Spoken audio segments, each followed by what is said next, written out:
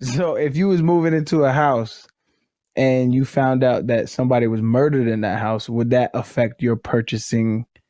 Nah, I might try to use it in the negotiation, but it's the same thing that we had a guest who there's this Van Wiki guy who deals in cars, and he suggested like whatever color the car is, be like, oh, I hate this color. It's try to haggle them down a little bit. So the same thing. If that had happened in a house, you're like, oh, I'm very paranoid. I don't like this. That bothers me. That's weirding me out. I just don't know about this. But in reality, like, show me right where the chalk line is. I'll put the bed over that. That wouldn't bother me a bit because I got a ton of money off my house by saying I felt ghosts. And that, you don't want to try and sell this to someone who's afraid of ghosts. I'm not afraid of ghosts. And so take advantage of this. Got $20,000 off. We had I forget if our sale fell through or if maybe they just tried to use it. But when I was selling my Apex house, they said that because a former YouTuber lived there, they didn't want any part of it. I think they had like Googled and such and found stories of the SWAT team coming and random mail coming and stuff like that. And I didn't realize that it would make my house less desirable. But it did. Yeah. I never thought about that. Yeah, I say that because the house I'm living in now, we bought it and there was a murder suicide in it. Really? Nice. Yeah. How many? Just two people, or was there like more? So a lady lived here, and I guess the dude came over and shot her and then killed himself. Oh, Jesus Christ! Yeah, that's wild. But yeah, that was like when they told, because they didn't tell us that till the very end, right? In the house you're currently in? Yeah, house I'm currently in this room. Actually, I was joking, but right here. No. I'm just joking. It's under the bed. He was recording his own podcast. Hi, this is How Not to Get Murdered with Nick Stevenson. It didn't bother me at all. Like, why would it? Like, people die every day. I don't doesn't believe in bother me ghosts. either. I don't believe in ghosts and I don't believe in spirits ghosts. and all that. There is, Woody. If there were ghosts, then there are some places on this planet and in this very country or in this very state that would be fucking swarming with fucking ghosts all the fucking time. And at least a few of them wouldn't have the etiquette to only come out when one guy's around, right? Like go to like a Civil War battlefield or like fucking Hiroshima or Nagasaki or any of those fucking German cities that we firebombed. Those places, Dresden. Sure. Any of those places where like 200,000 people died right here in this fucking city. In a city, period, every right? fucking where. Well, people die all the time. I think the idea is that like ghosts are caused by like traumatic deaths, right? Yeah, you don't get to be a ghost if you have like a heart attack. I didn't even know that.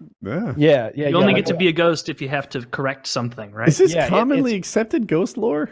Absolutely. I'm making it up as I go along. The ghost is like an imprint caused by the extreme emotional energy left behind by their death. Even that is kind of fucked up too, because I mean you're a ghost and like you lived a traumatic event and now you're stuck in the same fucking place that like at least let me travel the world as a ghost. Like I could just like there's two people in this fucking house, they just stay in this house. Like go somewhere else and play, bro. I agree. Like that would, but honestly, like what if you were a shitty person and then you got murdered and you're a ghost and now you have to avenge your death, but as soon as you avenge your death, you're going to pass on and go to hell. Oh, you got to. So you would never avenge your death. You would just be like the that fucking Salem house or whatever it is. Little spiritual purgatory. Yeah. My girlfriend is afraid of ghosts and demons and shit, and I've told Woody and Kyle this before, but we were watching. I love watching horror movies, and so we were watching The Conjuring. I think we were watching The Conjuring, and that's like have you seen that, Arian? No, I don't watch good horror movie, man. Okay, it's a horror movie, and it's about like ghosts and demons and stuff, and I don't believe in that stuff, so I'm not really afraid of it. I'm more afraid of like serial killers, or like someone who will kidnap you and torture you, or something eat horrible. My butthole. Or eat my dirty homeless ass, that kind of thing. We were watching dirty homeless ass. We were watching The Conjuring. Yeah. Well, I'm sorry, I got to do it. But gotta do it, man. We were watching The Conjuring, and she was terrified. Like you could see the bathroom from where we were sitting, and she's like, "I got to go pee." As I'm like, I paused it. I'm like, "All right, go pee." She's like, "Will you Will you walk me to the bathroom? Like I can see it right there. But I still got up and walked to the bathroom, and she went and came back. And she's like, this is just so scary. Like, I'm like, babe, none of this is real. Like, demons are make-believe. It's fine. She's like, no, they're not. They are real. They're real. And I was like, no, they're not. Watch this. Satan, come into my heart. I am an open vessel. Use me as you will. and said shit like that. And she was like slapping me my shoulder, like, stop it! Stop inviting Satan into your heart. And I'm like, oh, Lord of Darkness, come inside. Seize my body. Make me your will. And I was doing shit like that. And she was not enthused. It scared the shit out of her. That's when you needed like half an Alka-Seltzer to pop in your mouth. And then just like fucking seize up, hit the floor, go into a seizure and start foaming at the mouth. And then just pop up. And just look around like all creepy and walk out of the house. Ask her what happened. Or just be like say I was joking and like 5 minutes later, just in the middle of the movie, be like...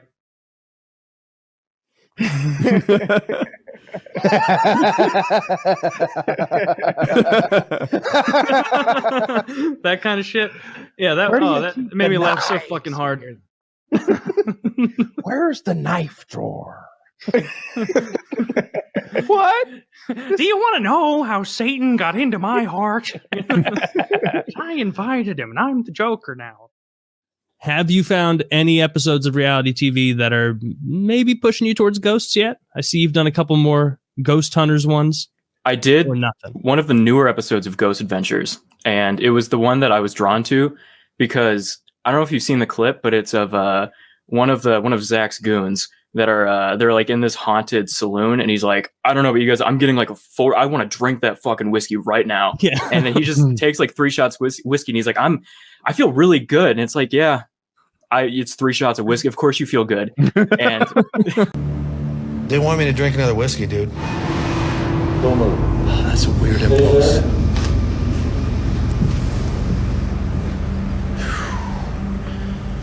That is a weird impulse, man. Billy starts acting very strange and has this sudden impulse to drink more whiskey. Hey, out of all the times that we've been ghost hunting and stuff, I have never had an impulse. I want to drink that right now.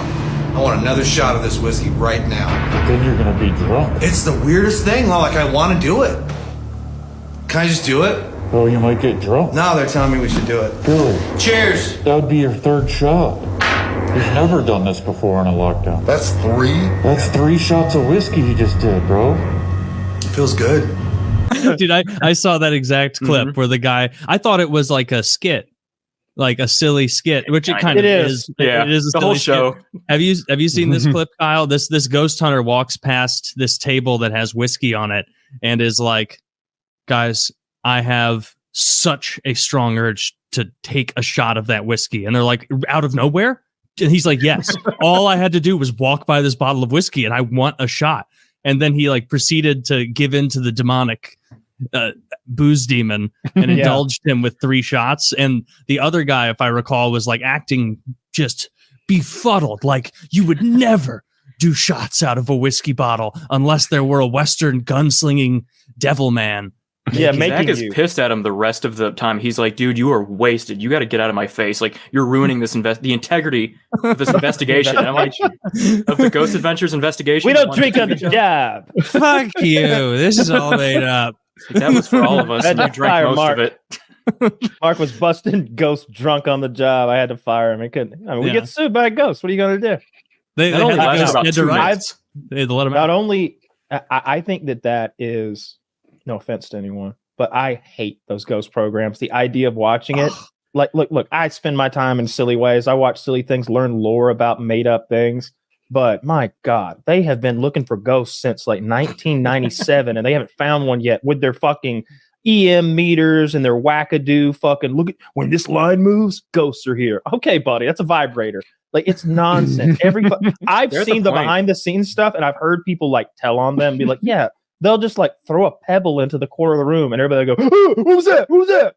They'll like have, they have PAs like made up screen, technology at like, this point. Yeah. Yes. What are some of the made up technologies, Chris? They have this one camera where they're like, they pick up anomalies and it's like stick figures moving in the background. I'm like, what is this camera reading? It's like, they're like, if you can see, there's a guy in the back and another guy in the back, and they have to be anomalies of the spiritual realm.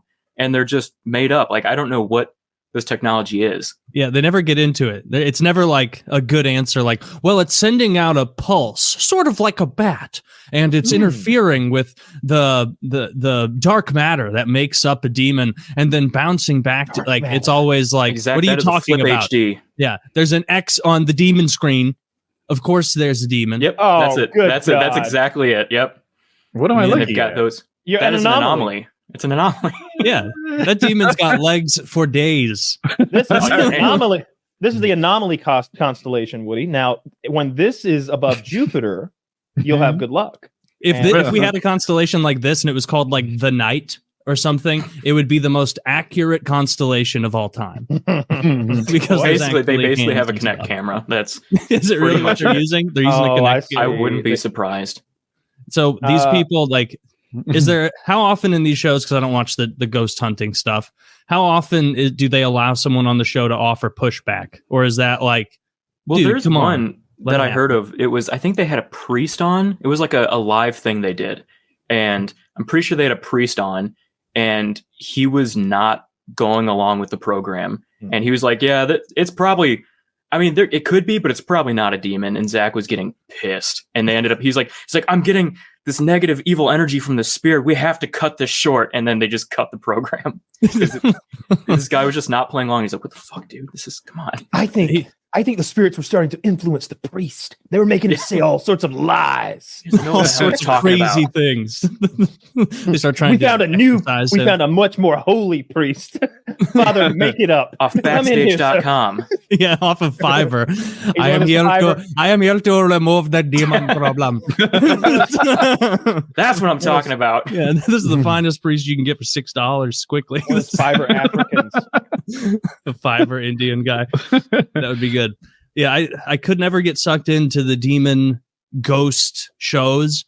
And even if I bought in fully that you were able to track demons with like a camera or something, why would a demon suddenly reveal itself to a couple of fucking retards like out of nowhere? If you're a demon, I can buy into. No, if you're a demon and you're going around, what you want as a demon is for nobody to believe in you.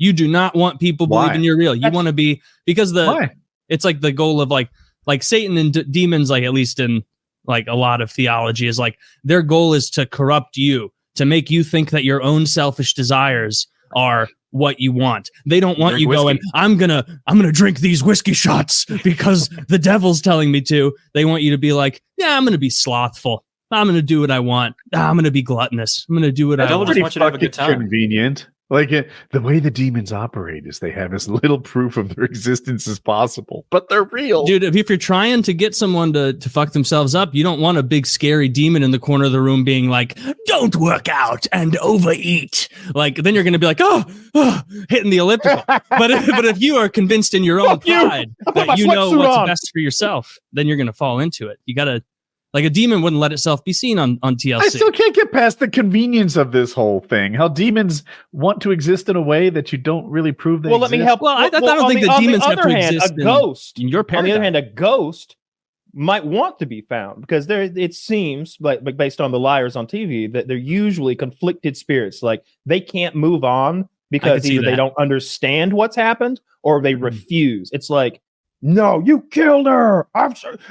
Like he's just there stuck in this rageful moment, this spirit like stuck in this little place. And I could almost believe in that, in some way. Almost, not really though. Well, but that guy, that spirit might want to be seen. It wants attention. It wants to be heard because they'd hear it in life or something like that. But a demon is expecting those cameras. Sneaky thing that's doing their due diligence. What the fuck is that? How the fuck did they get that? Yes, I've been spotted. Demons know about cameras. Trust me, they know all about cameras. It's funny. It's like I would trust you about demons. I could not be more on.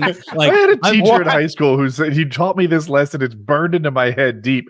If anyone ever says trust me, don't. I was like, fuck, that's solid advice right there. If someone says trust me, don't. You're just listening to like a single 52-year-old teacher had her heart broken a bunch of times. She's trying to like pass it down to you.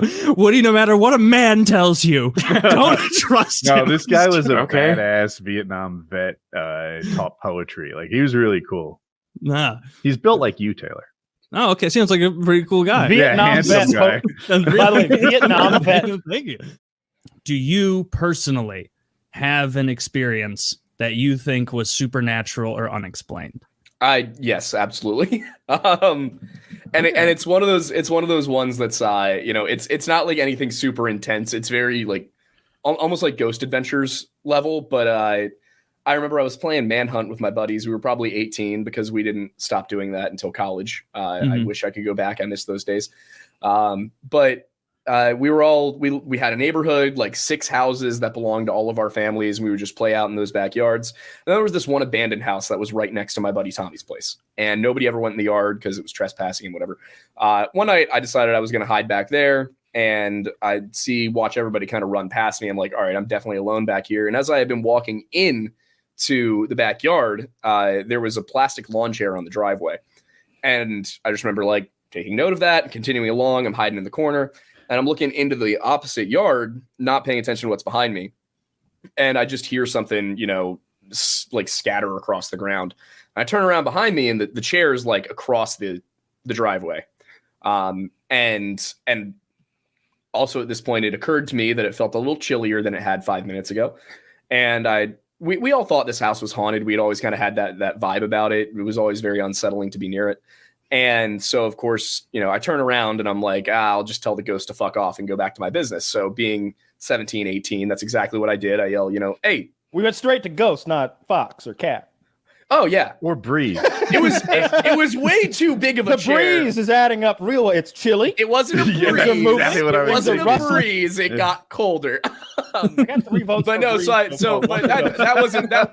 Why did that computer just turn on? I don't mean to ruin That your story, wasn't but the Kyle, primary one issue. time I used to keep chapstick in my pocket, and then it wasn't there. Fuck, demon. Dude, Woody, Well, did I ever the- tell you dude, this happened just last night. I wasn't that tired. Where's this going? I closed my eyes for a split second. 10 hours went by. Fuck, aliens.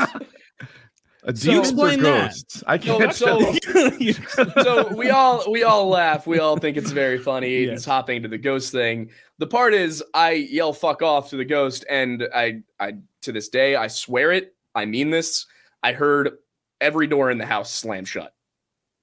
And I The look breeze, 4 for 4.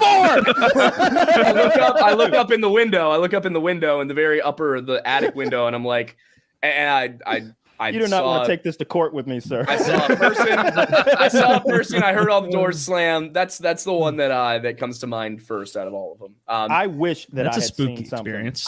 Yeah. Like my whole childhood was spent watching supernatural, Same. like clickbait shit. Before there were clicks, all those Fox News shows that were like every commercial break, they were just about to show you Bigfoot's pussy, like Nazi aliens, and how true it definitely is. I'm talking about before that. This is pre-cable. Or pre me having cable. This is when Fox would have these little like supernatural specials, and they talk about demons and ghosts and whatnot. And I wanted it. Yeah, demon gooses. Yeah, goose. Okay. So what you mean nature's is just demons. regular Canadian geese. Like I'm those are open to horrible. it. And if I had ever seen anything, I would be open enough to it to be like, oh shit, I think that's a warlock. I think I just saw one. We got one now, but that's never happened. And I don't know, like I've been in like abandoned buildings, and I've spent so much time in the woods, like thousands of hours in the woods, and I've just never seen anything that I couldn't be like, Fox, the breeze. My mind is completely closed to ghosts. I think it's absolute bullshit that there's closed. never been one. I hereby challenge every ghost watching this show to come at me, you pussy fucks. Bring it, you ghost. You know what? If I were nothing like will happen. If I were like But the way don't- you said that you but not yelled with a out sports like injury, because that's no, not like, with a sports likely. injury. No, you have to do Woody's something being directly. assaulted by orthopedic demons. Yeah, there's Infested with them. yeah, you need to chant the meniscus prayer so that you're safe. What I think you said that you like fuck you, demon or ghost or whatever. Yeah. I think because that Great. is just gonna, if the ghost is real, it wants to upset you, it wants to scare you, right? And so I think that's not actually the way to do it, is you don't shout them down. What does a demon not want? some fucking loser who's like obsessed with demons. And so like if you start acting like, oh, are you there, Lord Pill? Are you there, Lord Beelzebub? I was playing with my Ouija board and sacrificing cats, and then he's gonna be like, oh God. It's one of these ones. You know what? I'm gonna find someone easy to scare. It's a fan. Like that's be an annoying fan to your demon, and he'll be gone. Yeah, it's with a Ouija board. Get in that demon's DMs. My soul. Always be in his DMs, pestering him. Asking him. Ouija? Yeah, get a Ouija board. I remember as a kid, like it's because like I went to church and stuff. My mom was like, "You can't play with the Ouija board." And it was never in my head like, I want to play with it. Because I remember even seeing like the Hasbro commercials being like, that is the lamest toy. Mm-hmm. There's no score. How am I supposed to play this? Like, I don't care about that. But she was always like, don't you bring one of those home. And I'm like, it's not a problem. I have no money or ride. Like, I'm not going to make it out. I'm 8. Like, I remember like, I don't know. She would tell me like, "Don't play this at your friends' houses," and I'm like, "What sort of losers do you think I'm running with?" What like, year was you're this? 9 years old? Don't ever drive a Ford. This was probably 1998, and so it was like in the middle of like they were saying that Pokemon was demonic at the time, and like I knew that was 90s, silly and stupid. The 90s religious the religious scare, all that nonsense. Luckily, was born after.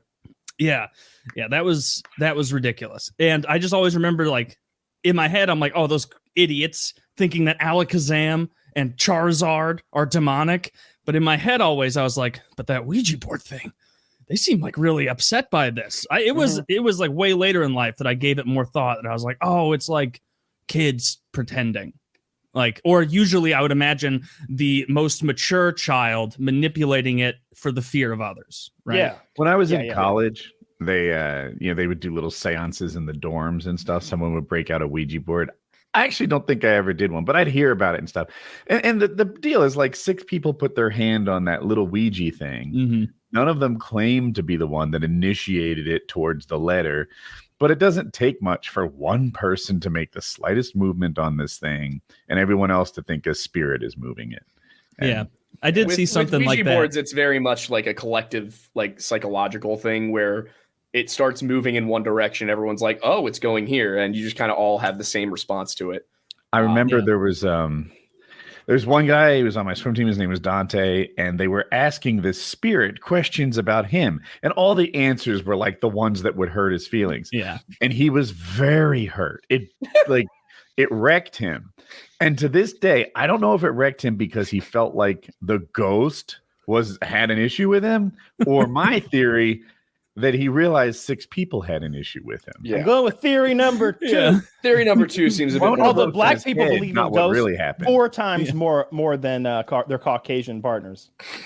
We got to pump those numbers up, guys. 4 times more often black people believe in ghosts. I'm just picturing a guy like, they're like, is Dante gay? And he's like, the other people are like, oh no, it's going towards yes. Yeah. I mean, like I saw the same thing. Like you're right with the pressure thing. It's got little tiny pressure points. So you're pushing down. You're not really pushing down. It'd be like 4 of us all trying to push down on an ice hockey puck on the ice all at once. It's going to move. Yeah. Like it has to. It had like little, not lubricated feet, but like, I don't know what to call them. Teflon feet. Yeah. Slippery. Like, yeah, little gliders. Non-stick. Gliders. I like that. Yeah. Mm-hmm. Okay. So it just makes it prone to sort of moving around on the board. No, I like it. I've never taken most of the stories I hear about Ouija boards too seriously. It's it's always been and for me, my field of study, I went to school for medieval studies. I got a minor in religious studies, and kind of folklore and demonology and all of that has always been interesting to me. So that was something that I looked into a ton. And what I found was with a lot of the demonology stuff, the idea that just using a Ouija board is going to summon some sort of you're going to get like Apollyon hanging out in your living room doesn't really track with any of even the established demonology lore from thousands and thousands of years ago. But what does happen is if you go in there and you go in with somebody who has the intention of summoning something, that's where the possibility works its way in terms of the actual belief system behind this stuff. Intent is far more important in demonology than if I thought I could raise a demon, I would. but you don't really think you can. You don't really believe it. And so, like, in the thought of people who studied demonology, they'd be like, well, you didn't want the demon. That theory is often why I thought that my magic powers weren't working. You didn't believe enough. If I just believed more, I would fly. I'll try it again. You're just a heretic. No, I like that theory. I like that that's why magic doesn't work, except for a small group of people who are stupid enough to believe in magic. So all wizards are just morons. Something interesting about, like, you know, the term demon and all of that. A lot of people have like this Hollywood idea of what that means, that it's some sort of like evil spirit, or I think in the TV show Supernatural, they make the argument that it's a human soul that's been twisted to be evil or promised some sort of power. In the Bible, you know, the term demon doesn't actually, because there's no term for demon in Hebrew. You have to get into the Greek, the Septuagint, so the Greek translation of the Old Testament, or into the New Testament, where they're also writing it down in Greek. And then you get the word daimon, which is the one that actually refers to this. And even in Greek mythology, this is a class between God and man. So in Judaism and Christianity, demons are usually referenced by a term similar to like evil spirit. And what you come to conclude as you actually go in and make, you know, these deeper readings of some of these, I don't want to call them esoteric, but some of the less upfront books, like in Genesis, it's very much like God said, let there be light. And then you get to like Deuteronomy or Numbers, where they start talking about the evil spirits and the princes and the abomination of Moab, Chemosh. And what you start to discover is demons in the Bible are not like this low powered thing. They're whole ass angels. Like they are fallen angels. So you have, for example, in Daniel, I think it's Daniel 10:14. This guy encounters an angel. Daniel encounters an angel, and the angel says, "Sorry, it took me so long to get here. I was held up by the Prince of Persia." And who he's talking about there is not Cyrus the Great. He's talking about the angel responsible for Persia, the Elohim responsible for Persia. So I was going to guess Jake Gyllenhaal. That's where I was headed. And then what he says after that is that, you know, he was stuck there until the chief prince Michael came and helped him out. So there's like all this really interesting lore in there about like the interactions between angels and demons and the term prince that gets used. So what you find is a lot of people have this concept that demons are some sort of separate thing from angels. No, in the Bible, it says on multiple occasions like that the demons, the evil spirits, are the princes of these other kingdoms. Yeah, that always made sense to me, because obviously, you know, Satan was an angel who had fallen, and he had that big war with God. So, I mean, he had a bunch of angels, like a third of the angels left with him, or something like Revelation. That. So he loses, and they all get cast down to hell, and they become demons. But I don't know why they would look any different. But the thing I always liked, and I really enjoyed that miniseries on Netflix called Midnight Mass. Yeah, that was a good one. The quote from the Bible that, you know, that when you see them, you will be terrified. The Bible tells us this. So when they see that fucking angel / demon / vampire, they are fucking, it's like, oh my God, it's 8 feet tall and it looks like the devil. Yeah, we're all terrified. It has wings. Almost every time they show up, it's like, be not afraid. And they're like, I'm fucking afraid right now. I of all the made up things that I've read some of, the Bible's one of the more interesting of them. It's there's some good stuff in there. Everything else is based off of it, right? Like if you look at like Tolkien was great with the elves and all the languages and the races that he invented with the dwarves and the fucking elves. But even his shit is based on the old text from the Bible, and that's based on some stuff for Zoroastrianism before it. Zoroastrianism is actually later. Later than like Judaism. Jehovah? Yeah, so Judaism, so there's a large amount of contention on this at the moment. When were the first books of the Old Testament written down? Because the oldest extant copies we have date to the Babylonian exile, so the 6th century BC. But a lot of the accounts that are conveyed in, for example, Exodus, talk about things that happened 600 years prior to that. I was doing some work in prep for the Weird Bible podcast, which is with Wendigoon, and I think I've accurately dated the Exodus to 1206 BC. because there's mention of a solar eclipse. There's mention of. I got a feeling you're the only one who thinks Zoroastrianism didn't come first. No, I'm not. I'm not the only one who thinks that. But even too. So early. I'll throw my hat in that ring. The earliest. So it's similar to Judaism. I'm going with Aiden to keep it even. The earliest extant accounts of Zoroastrian belief date to about 600 BC, as do the earliest extant biblical accounts. Now, it is possible that because these two peoples, the two religions, the Jews and the Zoroastrians, both were part of the Persian Empire at that time. You're telling me Mr. White in 10th grade may have misled me. Yes. Was lying through his teeth intentionally. But it's the thing. So Zoroastrians traditionally will date their religion to be back to 2000 BC, but so will the Jews.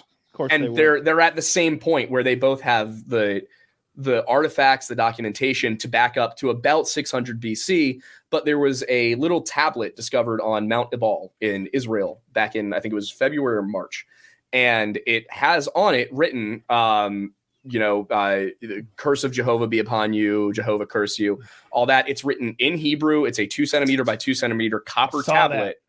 And the thing, it's tentatively dated to about 1200 BC. In Deuteronomy, and it's in the Bible. Yeah, in Deuteronomy, it says put a curse on Mount Ebal, which the likelihood that this tablet that is this big, that somebody knew about that 600 years later and accurately put it in there, it seems very unlikely to me.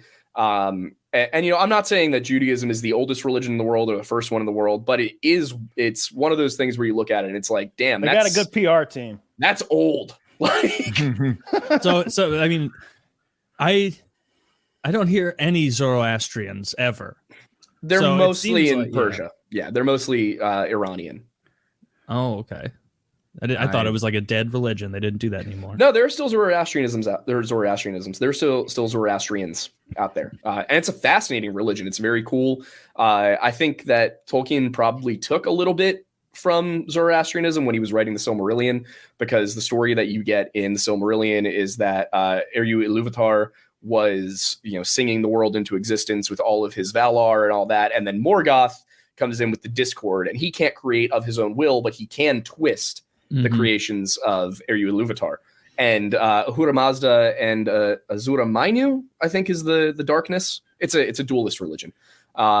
It's the same structure where Ahura Mazda can create things, and then Azura Mainyu can only twist things. He can only, and then he can't do forever, right? Yeah, it's the sun and the moon all over again. Like I feel like every religion started. There's a lot of dualism. Most religions are dualistic. I mean, you can see a ton of that with Tolkien, like that. He took it from Christianity too, because his big thing was like, oh, evil can't create; it can only twist and corrupt. That's why the orcs are twisted and corrupted and ruined souls of elves, like that kind of thing. So Tolkien was just kind of a bullshit plagiarist and not very good. He was stealing from those Zoroastrians. God damn it!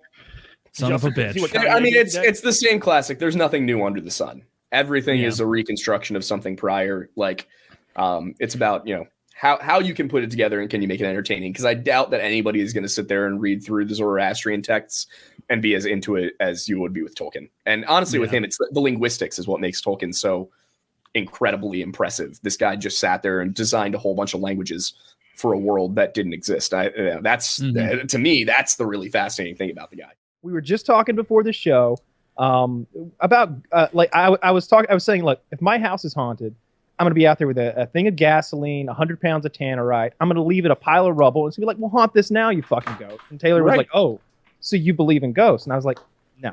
I think that 99.9999% of the time, no fucking ghosts. There might have been one ghost or two ghosts ever. But I'm not willing to shut the door completely on that. And they, of course, all laughed at me. And then Boogie, you spoke up. What did you say, Boogie? Can you repeat it for the show? If you want, I will tell you the story about the time I met my mother's ghost. Making me look we'll start out with that. We want to start it off upbeat, get people in a good mood. Okay. We started with Kyle being a crazy person that believed in ghosts, and now by comparison, not even believe in them. I believe in the possibility that maybe I'm not willing to close the door and say no. There are no ghosts. There never were. There never will be. No ghosts ever, ever, ever. It's bullshit. 100%. I can't say that. Yeah, but you could say but there's no evidence for ghosts. So until there's evidence, let's just assume it's not real. Well, look, it's one of those things that's sort of ingrained in the mythos of so many cultures. You know, everybody there are legends about it, stories about it. Of course, that's what I believe is most likely. But there's that little grain of sand that might be that, you know, there were some Aztecian ghosts or something that haunted. Aztecian. Yeah, they were always into that human sacrifice and eat hearts and stuff. Maybe that, you know.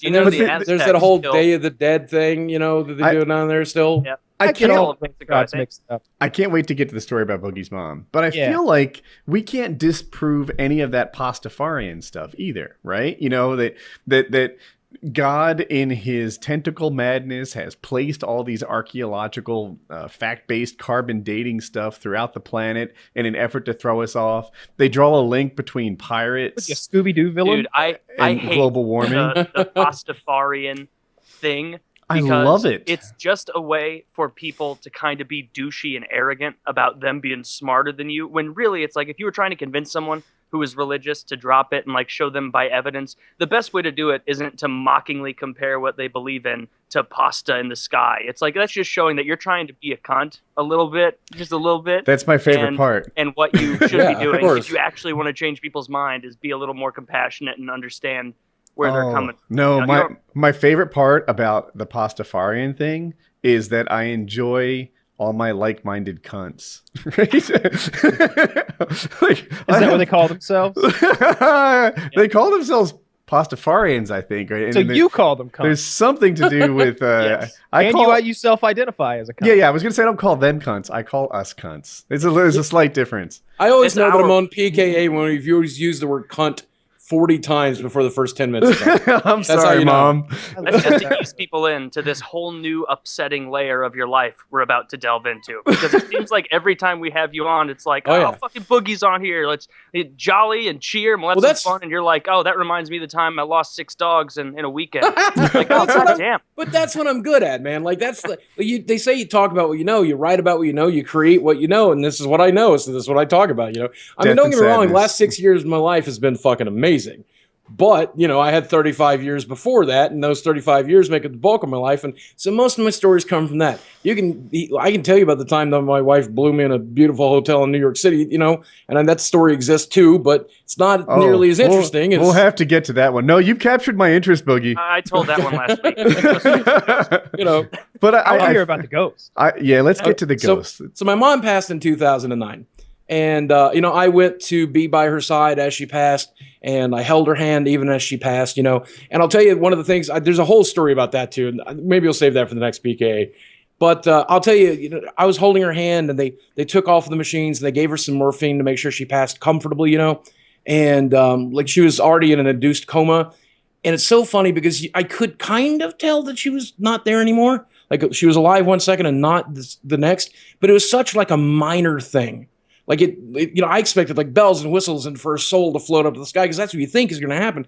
But no, her body is technically alive, objectively alive, and then it's objectively dead. The heart has stopped beating, the brain has stopped functioning, and now she's gone. And I sat there with her about 20 or 30 minutes after they said she was dead, and just waited for something to happen. Nothing ever did. It was not magical. It wasn't spiritual. It wasn't anything. It was just, you know, meat. It was meat. You know, my mother was in there for 1 second, and then the next second it was just a pile of meat. And there's very, very little difference. So as depressing as that is. But 6 months later, so I'm sitting at home. This is about 3 months later. And it's my first Christmas alone without my mother in my life. And me and her had always been very close. Even though it was a shitty relationship, it was a close relationship. And I would go home and visit her every year for Christmas. I didn't have anywhere to go. And I'm sitting there playing World of Warcraft. And I feel this hand on my right shoulder. And I immediately recognized the feeling. It's exactly the way my mom's hand felt as I was holding her hand as she died. It's exactly the way that it felt. And so I immediately turned my head and nothing was there. And I stood up and I looked around, and my mother was a chain smoker and I could smell smoke in the apartment. Nobody in my apartment smokes. And I said, Mom, hello? Nothing. I look around, I look through the 2 doors. I kind of walk into the living room, nothing. So I turn back around, I sat down on my stool, and I start typing into Guild Chat what just happened, and then I feel the hand a second time on my right shoulder, and my brain says, don't turn around. Like, obviously you can't see her. Obviously you can't interact with her. She's really there. Say whatever you got to say. And so I said, Mom, I love you. And then I didn't feel the hand anymore, and then she was gone. Now, I have since spoken with the therapist about this, and the therapist says, honestly, I don't know, and whatever you want to believe is what you should believe. But I personally think, and I think the therapist also leaned towards, I was in a very grief-driven state. I definitely did not get as much closure as I needed. I probably never will. And my mind had maybe generated that experience or something to that effect to where it was believable. I mean, you know, you think about it, your body makes you feel weird shit all the time, right? You shiver, you jerk, you're falling asleep, you feel like you're falling. Your body generates all kinds of weird shit all the time. My brain was in a position to attribute the weird shit that I was currently feeling to that situation. So I don't know that... At, like, when you felt that hand, or was it more of like you immediately felt like...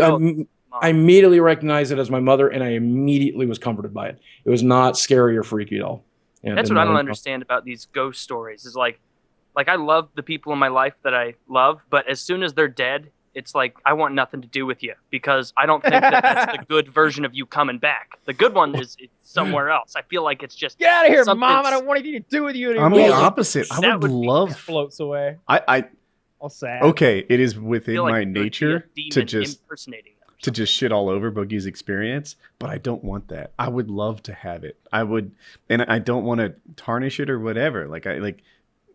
Awesome, Boogie. I'm glad that happened for you. I don't truly believe it was my mother, so you don't have to worry. Be skeptical. I don't truly believe that's what it was. I still believe I generated it in my brain. But yeah, my parents are still alive, but I would, if they were hypothetically dead and I could have even what you had again, I bet I would really value that. And it was nice. And whether it be my mother actually reaching out of the grave to say, hey, look, I fucked up a lot, sorry. Or if it was just her trying to help me get through Christmas, or if it was my own brain just tricking me to try to help me get through that period, that time of grief, whatever it was very comforting, and I very much appreciated it. It was very nice. Grandmother, if Ninny came back and was like grabbing my shoulder and stuff, like I couldn't deal with that. Like, get out of here. You go back to where they sent you, wherever that demon? Is. Yeah, demon. Get out of here, Ninny. Get me creeping up on me. That's my thought process. You had your time. I would think it was scary more than comforting because I would immediately jump to like this. You know, they would know not to come back and fuck with me because they would know I wouldn't like this. Like there's something sneaky going on. I visited my grandmother as she was dying, and I was hearing Boogie's story. My grandmother's wasn't anything like that. She was in the ICU. And you weren't allowed to come visit people in this section. Whatever level of care she was at needed to be infection free, and you couldn't just go see people. And I went to visit her, and I'm like, how do I get to the ICU? And they're like, no, you can't go back there. And I'm like, oh, I'm here to see. And I gave her name, and they're like, oh, well, yes, you can go see her. And I'm like, dude. You get special privileges when they're dying, They give you the hookup. They let you go anywhere and watch them die. At this point, you could shit all over her. She's not getting sick. This is grief shit. You can deal with it. So I don't bother washing your hands. In spite of the fact that you're not supposed to go to this part, with her, you were allowed to go to this part. I said it was my grandmother. And I went to see her, and then suddenly, and I liked her. She had a pool. That's where I first learned to swim, and she used to always make snacks and stuff for us. And she was, I know my father had a part of conflict, but I still don't know what that was about. All I know is that she always seemed to open her house to us and seemed to enjoy having us around. That was the vibe that I got from her. So that was my impression of her. And I went there, and there she was dying, and I'm kind of now what do I do? I don't know what to do. She's just laying there. I talked to her. I think I told her I loved her. And she didn't do anything back. She didn't tell me she loved me or anything. She just sat there dying or laid there. And she was incoherent then. Oh yeah. She was completely unconscious. I don't know. She wasn't spitefully ignoring you. That's better. See, my grandmother was laying there dying. I'm not wasting my last words on you. Yeah. Oh no, my grandmother was laying there dying, and she's all yellow and jaundiced from her liver shutting down, and she's not there all the time. But I go in there, and she's like, "Oh, Kyle, I love you. You're my number one grandson," and just gasping for air and just we're both crying. It was rough, but she was there and just like dying. They told like something me from a movie. Like, hey, if you want to see her while she's still alive, today's the day to go see her. And I went, and I feel like I didn't spend enough time there. It was maybe 15, 20 minutes, but there was also nothing to like do. Like she's not conscious. Like I held her hand. She was still warm. Like I checked, like there were almost no signs of life. And like you said, she was unconscious. And I'm just like, you know, like I feel like I should say a thing. And I just, and when I left, there wasn't really the closure. Like I wanted this kind of like goodbye wrap up. Was it just you two in there at the time? Yeah.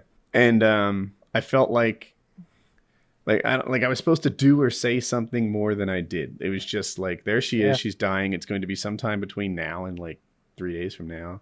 And like, what do you do exactly? Did she know you? Like, did she have the wherewithal to even know you were there? Absolutely not. No. She just was. So then, question: are you happy you went, or is it something you wish you could go back and have a different memory as the last one of her? The first. I'm happy I went. I feel like if I hadn't gone, it would have been out of some like selfish laziness, not prioritizing her, something like that. You know, I have all those. People can feel differently in terms of last memory, but for me, I still have all those other memories. Like they didn't go anywhere. I just have one more where I came to see her in the hospital at the end. You know, that's what it is for me. So, hey, welcome to Painkiller. I will say that I feel like, because I saw my father off. You know, I saw him a few weeks actually before he passed, and then I saw my mom. I was with her the day she passed. I think it's very important. If anybody out there is ever considering, I mean, you know, it's sad to talk about this kind of stuff, but I think it's good to give advice in this situation. If you ever have that opportunity to get that closure with somebody you care about, it's very important. And even if you can't do anything for them, and it doesn't feel like it would do anything for you, in the end, it does a lot for you to know that you did the right thing, you did your best, and it'll really help you put it together. And I'll tell you that I had my best friend of 30 some years. She, you know, a girl that I dated in high school. We knew each other since we were 3 years old. She passed a year ago and 3 days, almost to the date, a year and 3 days ago. And you know, I asked her. I said, you know, I saw her about a year before she passed, and you know, I was like, do you want me to come and visit? And she's like, well, I'm not really myself with my brain. You know, she had cancer in her brain. She's like, I'm not really myself, and I don't really want you to see me this way. And selfishly, I didn't really want to see her that way. I wanted to keep the other memories. And now that time has passed and she's been gone a while, I really wish I had seen her one last time. So if you ever have that opportunity, you really should do that. It's the right thing to do. And it's not just the right thing to do for them. It's the right thing to do for you. I don't know. I don't think I would have wanted to see my grandmother if she was in a really diminished capacity where she didn't know who I was. Right. Well, how young were you too? That's a big thing, I bet. It's a couple years ago, like maybe years ago, three years ago. Yeah, but if you're under like 17, I give you a pass for that kind of thing. Yeah, that can, especially if it's really bad, you know. I think that if I were like really like demented, like suffering from dementia, really out of it, and only had like little glimpses of, I don't know, clarity, lucidity. Like, if I said, lucidity. Like if I said to someone like, I don't want you to come see me anymore. Like I don't want you to see me like that. And they came back when I was having a moment of lucidity, I think I'd probably be a little bit upset because I would feel like I was being cheated almost out of my legacy of like, oh, you know, you remember Uncle Taylor? Like, oh, he was so funny and fun to be around, instead of like, oh God, just see him laying there, like all those what was that? Like soup. I just feel like that would be the worst thing in the world, to have like a moment of lucidity where you tell everyone, please don't come visit me anymore. I don't want you to see me like this. And then you have another one as they're all watching you die, and you're like, oh, you fuckers. Like, oh, now this is going to be on the fucking fridge. A picture of me frail and dying instead of the one where I was playing badminton with a beer or something. No, but then you show them the YouTube videos. I'll show you the YouTube videos of you like pissing in yourself and like, oh, I was going to, that's your legacy. That's your fucking legacy. Chatting with grandma. Like in favorite. Yeah, you guys believe in demons? You think there's supernatural beings bumbling around, invisible all around us? I don't think so. But I think they're mostly in your dreams, but because you literally have described like meeting a demon man in your dream, which sounds like the scariest thing ever. Someone would have gotten a good demon photo by now. I'm gearing up for the imagination. Do you guys want to do another story time about demons? And real life are different. I'm gonna need a soda if you've got a demon story. I do. I do have a demon story. Do you want a soda? Let Kyle grab his soda real quick, and then you can regale us. This is perfect. It's Halloween. Let's talk about ghosts and ghouls and goblins and stuff. Exclusively ghoul and goblin talk. So I'll tell you about a demon I saw once. Real nasty piece of shit. Goblins, probably the least scary of the goblins, demons, ghouls kind of triad. Think of them like ghoulies coming out of the toilet, little munchkin type things. They're not scary. Like goblins I feel like goblins would be scary because you know that his demon master is nearby, right? But what the is goblin, the least scary? Are trolls part of this? It depends on the kind of troll. If it's like the kind with the belly button ring, not scary. If it's like the Lord of the Rings kind of troll, they're very scary. Yeah. They'll kill you. I always thought zombies, zombies, of course, again, depends on the kind of zombies. If they're the 28 days later zombies where they run, and if they get even like remotely near you or like sneeze in your direction, then you have it in 5 seconds. And if the person gets a scratch on them, you have to immediately murder your wife because she's about to become the most lethal predator that's ever been. All right, that's scary. But Walking Dead zombies? My gosh. Yeah. Single people take out dozens of them. That's a cakewalk. Yeah. There's thousands of them. It's a numbers issue. It is a numbers issue. I follow, but they're also quite slow. Now, they don't get tired, but it seems like you can relocate. And they have been in a horde, and they just murder their way out of the horde, and they're okay. Them not getting tired would be a big thing. Because, if they see the direction you're going, you could hoof it and get out of, sight range. And then what? All right, I'll take watch. Everybody sleep for 2.5 hours until they arrive, and we wake up, and then we run on exhausted legs. They'd get you eventually if they go could track you. Accessible by ladder, like a rooftop, and you're right. That solves it entirely. Or somewhere really cold. Climate cold, they freeze. But the 28 weeks later one. Not only are they faster, they're faster than Usain Bolt, and they can climb ladders faster than firemen. Everything gets improved when they become a zombie. So they're impossible to take down. The most unbelievable part of 28 days later is oh no, there wouldn't be a hideout in this scenario. No one would have survived this. You'd be so fucked. No, that's down not true. So quickly. There's billions of people. There have to be a few that stayed inside. Maybe. What's the scenario? We're talking about 28 days later. Yeah, 28 days later, zombies are out there. There's not going to be a huge resistance like Walking Dead. They're too quick. They even they have scenes in 28 days later where you can see the zombie thinking things through, and oh, I recognize the tactic of the non-zombies. Well, the thing about the 28 days later scenarios, those are crazies, technically speaking, because they're still alive. They're just crazy, like psychopathic, rabid people. So it is a little bit more difficult to deal with that. They're zombies for the sake of it. Yeah. Actually, they're not zombies. Oh, you hush. They are zombies. They are violent. I see that because they're not going to decompose or anything, right? They're just going to eventually get old and die. They could starve, yeah. But they eat each other probably. I haven't seen that movie in so long. I don't know. They're not, because it just seems to me like zombies are kind of supernatural in a lot of ways. Mm-hmm. Those Walking Dead zombies should have fallen over by now.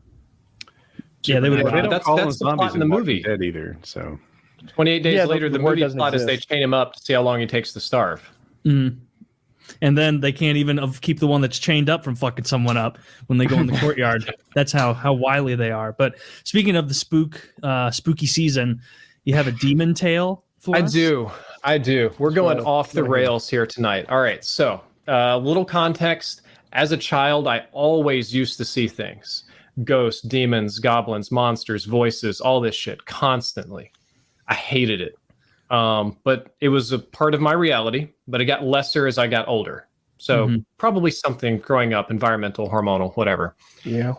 This was probably about, I was 12, 13 years old. And in that time, I was very tired of this aspect of my life. So I used to try to take pictures of things like that whenever it would pop up, whenever I would see it, because I figured ghosts hate cameras, right? Yeah.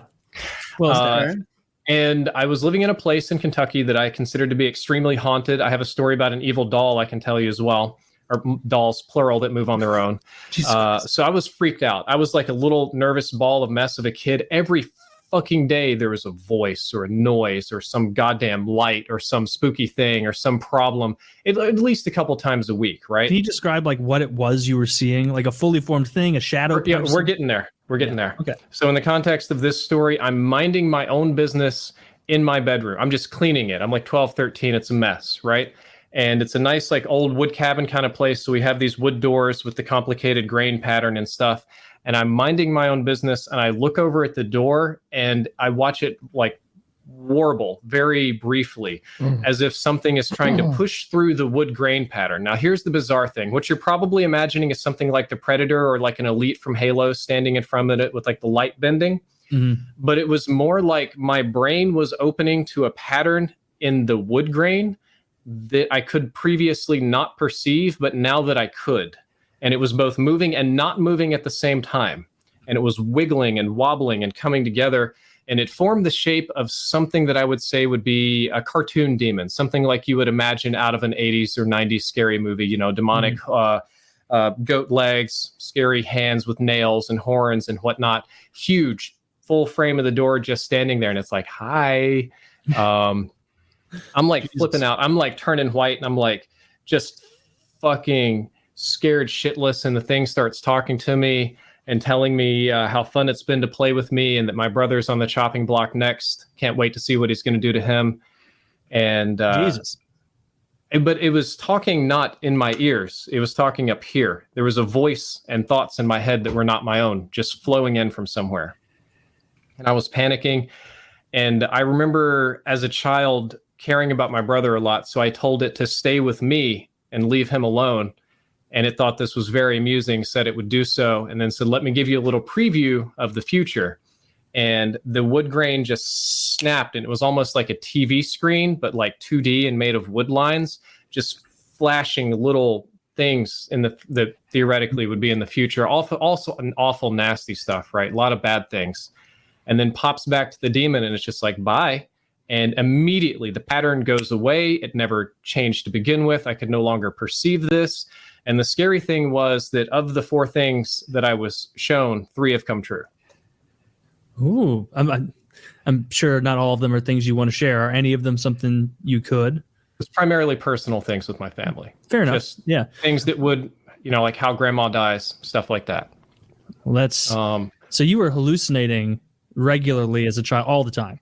Not all. As I got older, much lesser. As a very young child, yes, at the very least. As an adult, I think Taylor phrased that incorrectly. When did the visions begin? As long as I can remember. You're right, Kyle. I'm sorry. This is the Halloween season. We need to buy in. Literally as long as I can remember. You want a killer doll story? When did you realize you were a seer? When I was 7 years old, I had to go to various like psychiatrists and analysts or whatever to let them do whatever they were going to do. They put me on a lot of different medications that children should not take, and it didn't help the problem at all. I had a terrible home environment, so it's probably some manifestation of that. That kind of instability is really bad for little kids. A lot of scary movies, stuff like that. You ever seen any aliens or anything? No, I've seen shadow people. I've seen lights. Fucking shadow person, man. It's it's like a fucking like a shadow on your wall of a person, but there's no fucking person there. Well, I hate that. Yeah, I don't like that either. I don't care for that either. Is your home life extraordinarily bad or like normal bad? Like parents got divorced, like half of kids go through. Extraordinary. Okay. Fuck. So enough to make you see demons and I was having a good day up until like 20 minutes ago. We can make this one. So the way to think about it, you talked about DMT, and that's what gave me the idea. I legitimately think that my brain dropped a tiny bit of the DMT stores that it has, because it felt like I was perceiving a pattern that previously I could not perceive, and hearing things that I previously could not. I had issues with dolls that would move on their own in the same house. I fucking hated that. It used to creep me out because I always felt like they were staring at me. I'm sorry to keep interrupting you, but I'm fascinated. Okay. When you say move on their own, like it wiggle a little, or it would just be here and now it's like in another room? Yeah, like being in second one. Leave it. But to an extreme degree. So we were rich. We had a giant toy room bigger than this office. They had a whole fucking wall of stuffed animals. And they all had these little glass eyes that I thought were staring at me all the time because fucked up little kid. Didn't like it. It was very annoying. So what I decided to do one day is go in there and turn all 100 of them around to face the wall. So just like teddy bear butts facing the rest of the room. And my little play areas, I had a little game station right beside the door to the playroom. So just sit in the door would be right here. Mm-hmm. So I did that and I was like, great, I'm going to go play Road Rash on N64. And I do that for a little bit. I was like, I want something from the toy room. So it might have been an hour and a half later. Nobody is going in there. Parents are like gone. It's just me. If somebody did go in, it would have had to been like right beside me, right? I go in there and all 100 of these fucking dolls have turned around and they're not just facing outward on the shelf like where they were, but the ones on the further ends are like angled in. So they're all looking at the door the very moment I opened it. Ooh. Did you turn them back around? Yeah, I just closed the door and left. Just fucking out. Bye. See ya. Did they ever move again after that? I've never seen or heard anything. I wish. No, you don't. You don't wish. This sounds fun. Horrid. Why would you want this? Well, I don't want what he's got. I mean, clearly he has a thing going on. A touch of the crazies. I just want to see a door wiggle one time or something like. I want it to turn into like the Pillsbury Doughboy or someone good. Kyle, you're muted. Seen Lights. I've seen Hat Man, the old woman. I've heard a plenty of number of like mostly weird sounds. You hear things dragging around in the wall or little voices and whispers and stuff. So it wasn't just me. It was the whole family. We all had to deal with this shit for like 7 years. It was terrible. Mm-hmm. So they were seeing stuff as well with dolls and yes. My mother especially, she's got a whole host of colorful mental problems. So her reporting is less than reliable. My brother has a few creepy stories. He was very young. And the interesting one is that the old man, my stepfather, is like this Vietnam War veteran. He's not into this spooky ghost shit. My mom complains about ghosts all the time. He's like, shut the fuck up. You don't know what real horror is. Finally, and then fucking last, a normal person. And Jesus Christ, I'm all here alone listening to the last 40 minutes of make-believe bullshit. None of this happened. None of this it got him too. None of this is anything. It didn't get him. There was a night we heard footsteps sprinting through the house and noises. He bolted up out of the bedroom, shotgun. Who's in the house?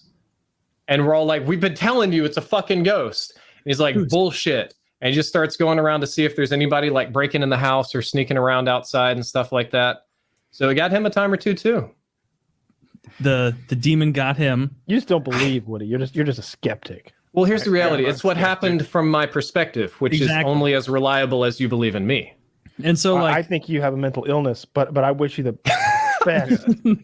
I believe in your ghost stories this much. Well, see, Woody, but we talked about this with like the schizophrenia thing when we talked about schizophrenia a couple weeks ago. Like, in their eyes, everything they're saying is 100% real, and like they're not trying to like pull the wool over your eyes. They're like, no, I saw a shadow person, and so like to them it's real, and so it's like just as horrifying as if it is real, you know? Sure. And you can't unremember it. So as an adult, this continues about 3 or 4 times a year. I will briefly see or hear a thing that's not there, not a spooky ghost. I mean, I'll just be like laying in bed by myself and it's dead silent. And I'll hear, welcome to Wendy's. What would you like to order? And I'm like, the fuck? Just my number 6 with a Coke Zero. Yeah, just coming right tiny, up. Like maybe like one shadow person scooting by and then going to do his own thing super quick. But the difference between that and schizophrenia is a schizophrenic almost certainly believes that. Schizophrenics are confused that all of you don't see the same thing. Mm-hmm. They don't. It's like the object permanence, or that one person can have knowledge that the other one doesn't. There's like an incongruency. So those hallucinations are reality, but in my case, I know that they're not real. Damn. As a kid, you probably thought they were real, though, right? Oh, very real. Yeah. Very, very much so. That's horrible. I've never seen a demon or a ghost, anything like that, you know, but I guess it's only a matter of time, Woody, until one crosses my path. I had night terrors for a decade. Oh, no. Yeah, my listeners have heard it before, but in fast forward, my house got robbed. I confronted the burglar. Later, the police called him. I think I read about someone like that in the paper. But even though in the moment, you know, it was the man I would aspire to be, afterwards I was terrified. I couldn't sleep without a knife underneath me. The burglar had been in our home, like, I don't know how many times, 8 times, 12 times, like a bunch. And What are you guys laughing at? Oh no, not laughing. Drifter was saying this went off the rails. I'm like, it's all good. You're good. No, I'm not laughing at your trauma. It's not. Let's laugh. So to roll it along, I didn't laugh at I all. had this recurring dream where I'm sleeping. There's a figure in the doorway, and I need to either fight him off or defend myself, but I'm sort of sleep paralyzed. And then I would wake up in a sweat and, not be paralyzed anymore. And that happened to me for like a decade. It was a long time. It was like a PTSD level trauma that Every night? No, it was really frequent and in the first couple of years and infrequent towards the end of the 10. You weren't seeing like someone sitting at the foot of your bed or anything like that when you were in like the terror state, right?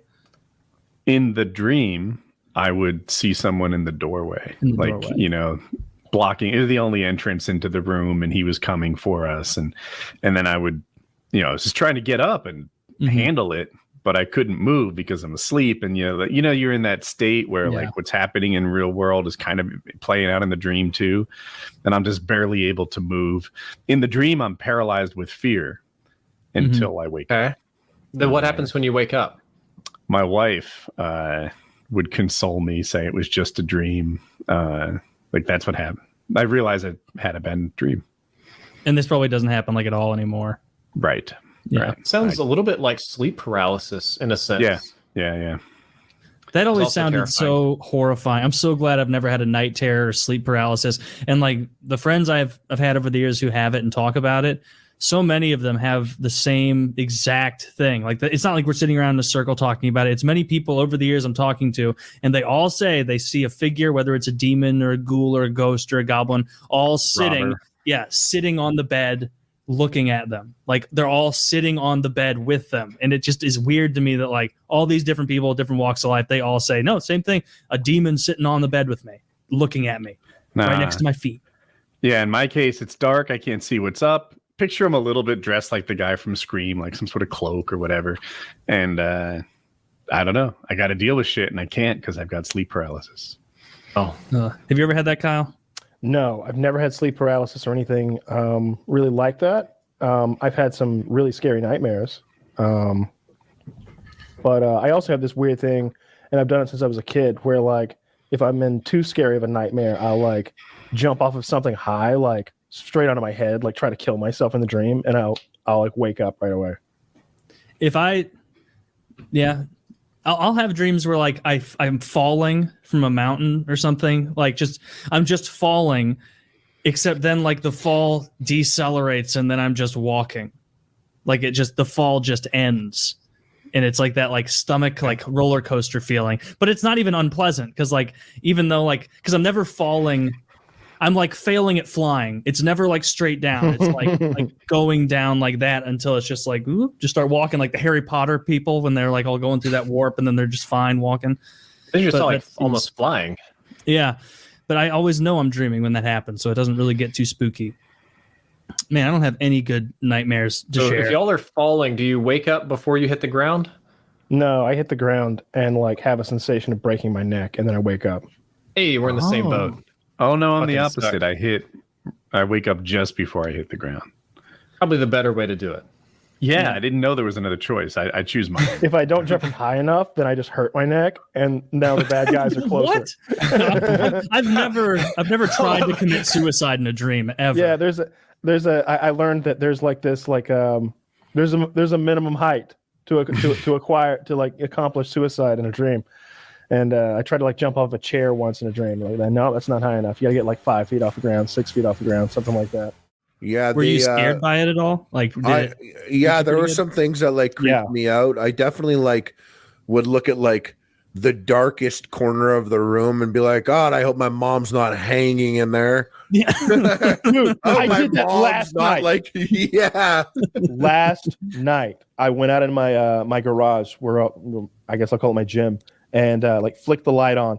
And the first thing I did, because there's a little dark corner where there's like a cubby to store stuff by the water heater, I looked up in that corner, and what I was looking for was a woman crouched in there like in Hereditary, in the corner. I swear, I looked, and I've always been like that though. Like as a kid, I told myself to always check behind the shower curtain before I took a piss, because in my dad's bathroom growing up, you're like pissing, and to the left is like the shower curtain. You can like reach over and grab it and slide it, and I always checked, and I told myself as a kid, one day something will be there, so be prepared.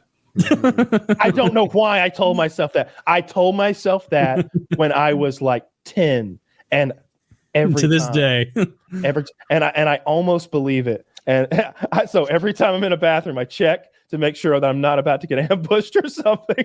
What's the plan if there is a knife-wielding madman behind the punch? Well, it's clearly a fight to the death. Just be killed in a more scared way. We're gonna get our hands on that knife first. That's the first thing that's happening. Oh, I would really like another really scary movie to watch. That's our knife. That's our knife until he proves different. When I saw Hereditary, there was like a whole thing. Spoilers. Okay. It's okay. There was this thing, like they talk about like King Paimon, the like one of the princes of hell. And so like after the movie I looked it up, like, oh yeah, how could I summon King Paimon if I wanted to on YouTube? Yeah. And I ended up getting all this instructional shit about like King Paimon. If you want to summon King Paimon, he's a good one to summon if you don't want like if you want to do something successfully money-wise, you want to summon King Paimon.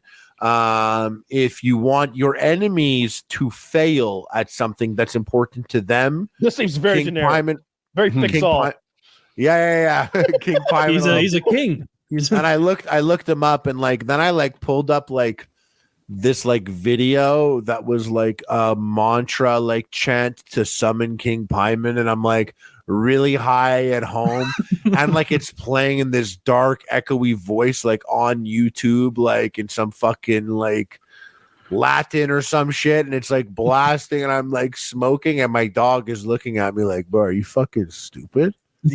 Like my dog's looking at me, sees the TV, he's looking at me, he's like, I don't know anything, and none of this sounds right now. Yeah, I'm the dog, and I know this isn't. It was a bad trip. I was like, I shouldn't. I'm not entirely convinced that there may not be some demons. You know, it's Taylor tells me all the time that there are demons and that I should be afraid. Oh yeah, they're out there, man. If there were a way to summon a demon, though, I think I'd be down. I think I'd summon one up because I'm going to be honest. They'd be tricky and they'd take advantage of you. That's racist. Against demons? All right, let me explain. Yes. Think about this for a second. There was only spiritualist. It's clearly prejudiced. It is. All right, listen. Hear me out. Okay. There's only one like source on demons, right? Yeah. God. There's the source of like God in the Bible and what those guys wrote down. Of course, I really thought you were going to say a supernatural TV show. Yeah. It's my source. Damn it, Dean. Do factor in. Okay. I'm just saying that like I'm not sure that they're so. You know, Harley, your own people have been written about by white men before, and I've seemed to have read something that you guys were sneaky and mistrustful, and that maybe we shouldn't do deals with you, like, you know. But that's all lies. That's all lies. Clearly. Yeah, so I'm pretty sure every group on the planet though had a problem with demons. Like there's no group of happy. Oh, that's what a Nazi would say. Could be. Except he wouldn't call them demons, but all right, I get your code. Yeah. I'm just saying that if I could summon some sort of demon and he was like what would his price be? I want to like I'll your bring soul in, tradition. Here's what you do. Here's how you beat a demon. You beat a demon with a Jew. You need a lawyer. You bring your lawyer in, and you get the same lawyer that they get for like those NBA contracts. like all the stipulations, and you make sure we hammer down an agreement. How many babies do you need me to abort, and how much like I don't know like demon money do I get for it? Right? Dude, you're not gonna win a legal. Where on in the universe are there more attorneys than hell? That will be established. It will be established where the court proceedings for arbitration will take place and how the duly noted representatives will be chosen. That will all be spelled out by my Jew. There's friends. no hell. There's no hell in How Judaism. made you friends? So you just got like a ton of Jewish lawyers like waiting outside hell. They're like, you need representation. Yeah. You need representation. Yeah.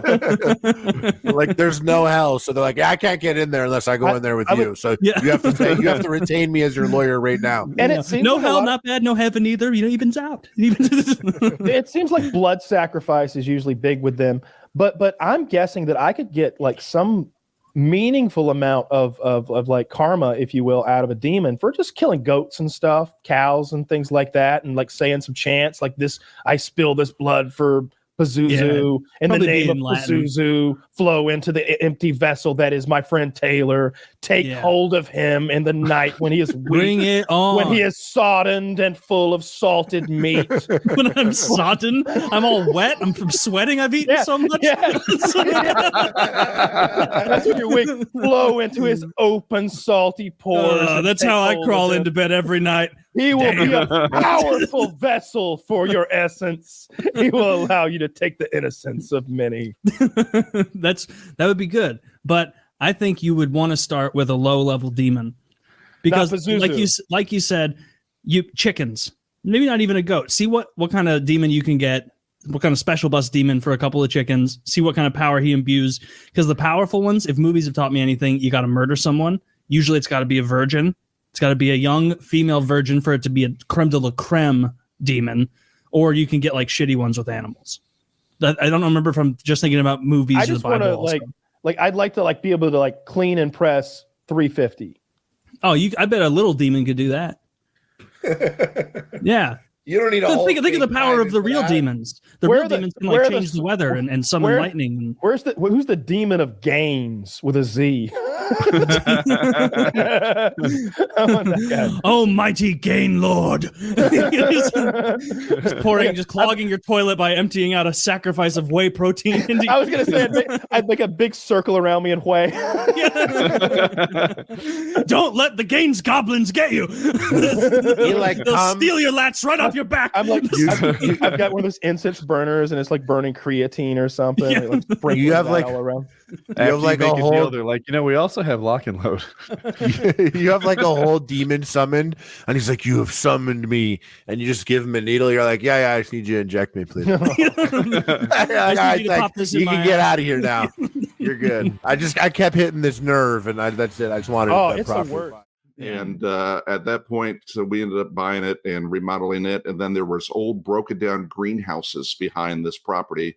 And it had trees sticking out the top that were 400 feet tall, like crazy, like ridiculous, times 700 trees. And so we purchased that property and spent about 3.5 years on a 1977 case backhoe that I had no business driving or owning. That I bought out of a cemetery that all it ever did was dig graves its whole life. Ooh. And so after that, we now have this big monster building and go-kart track and all kinds of crazy stuff out back now. You took down a forest with a backhoe? Yeah. Well, did our best.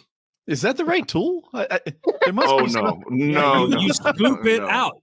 Yeah, that's not how you do trees, right? No, it was you were supposed to push them over with bulldozers and things, but you use what you have available, and what we had available was a 1977 case backhoe.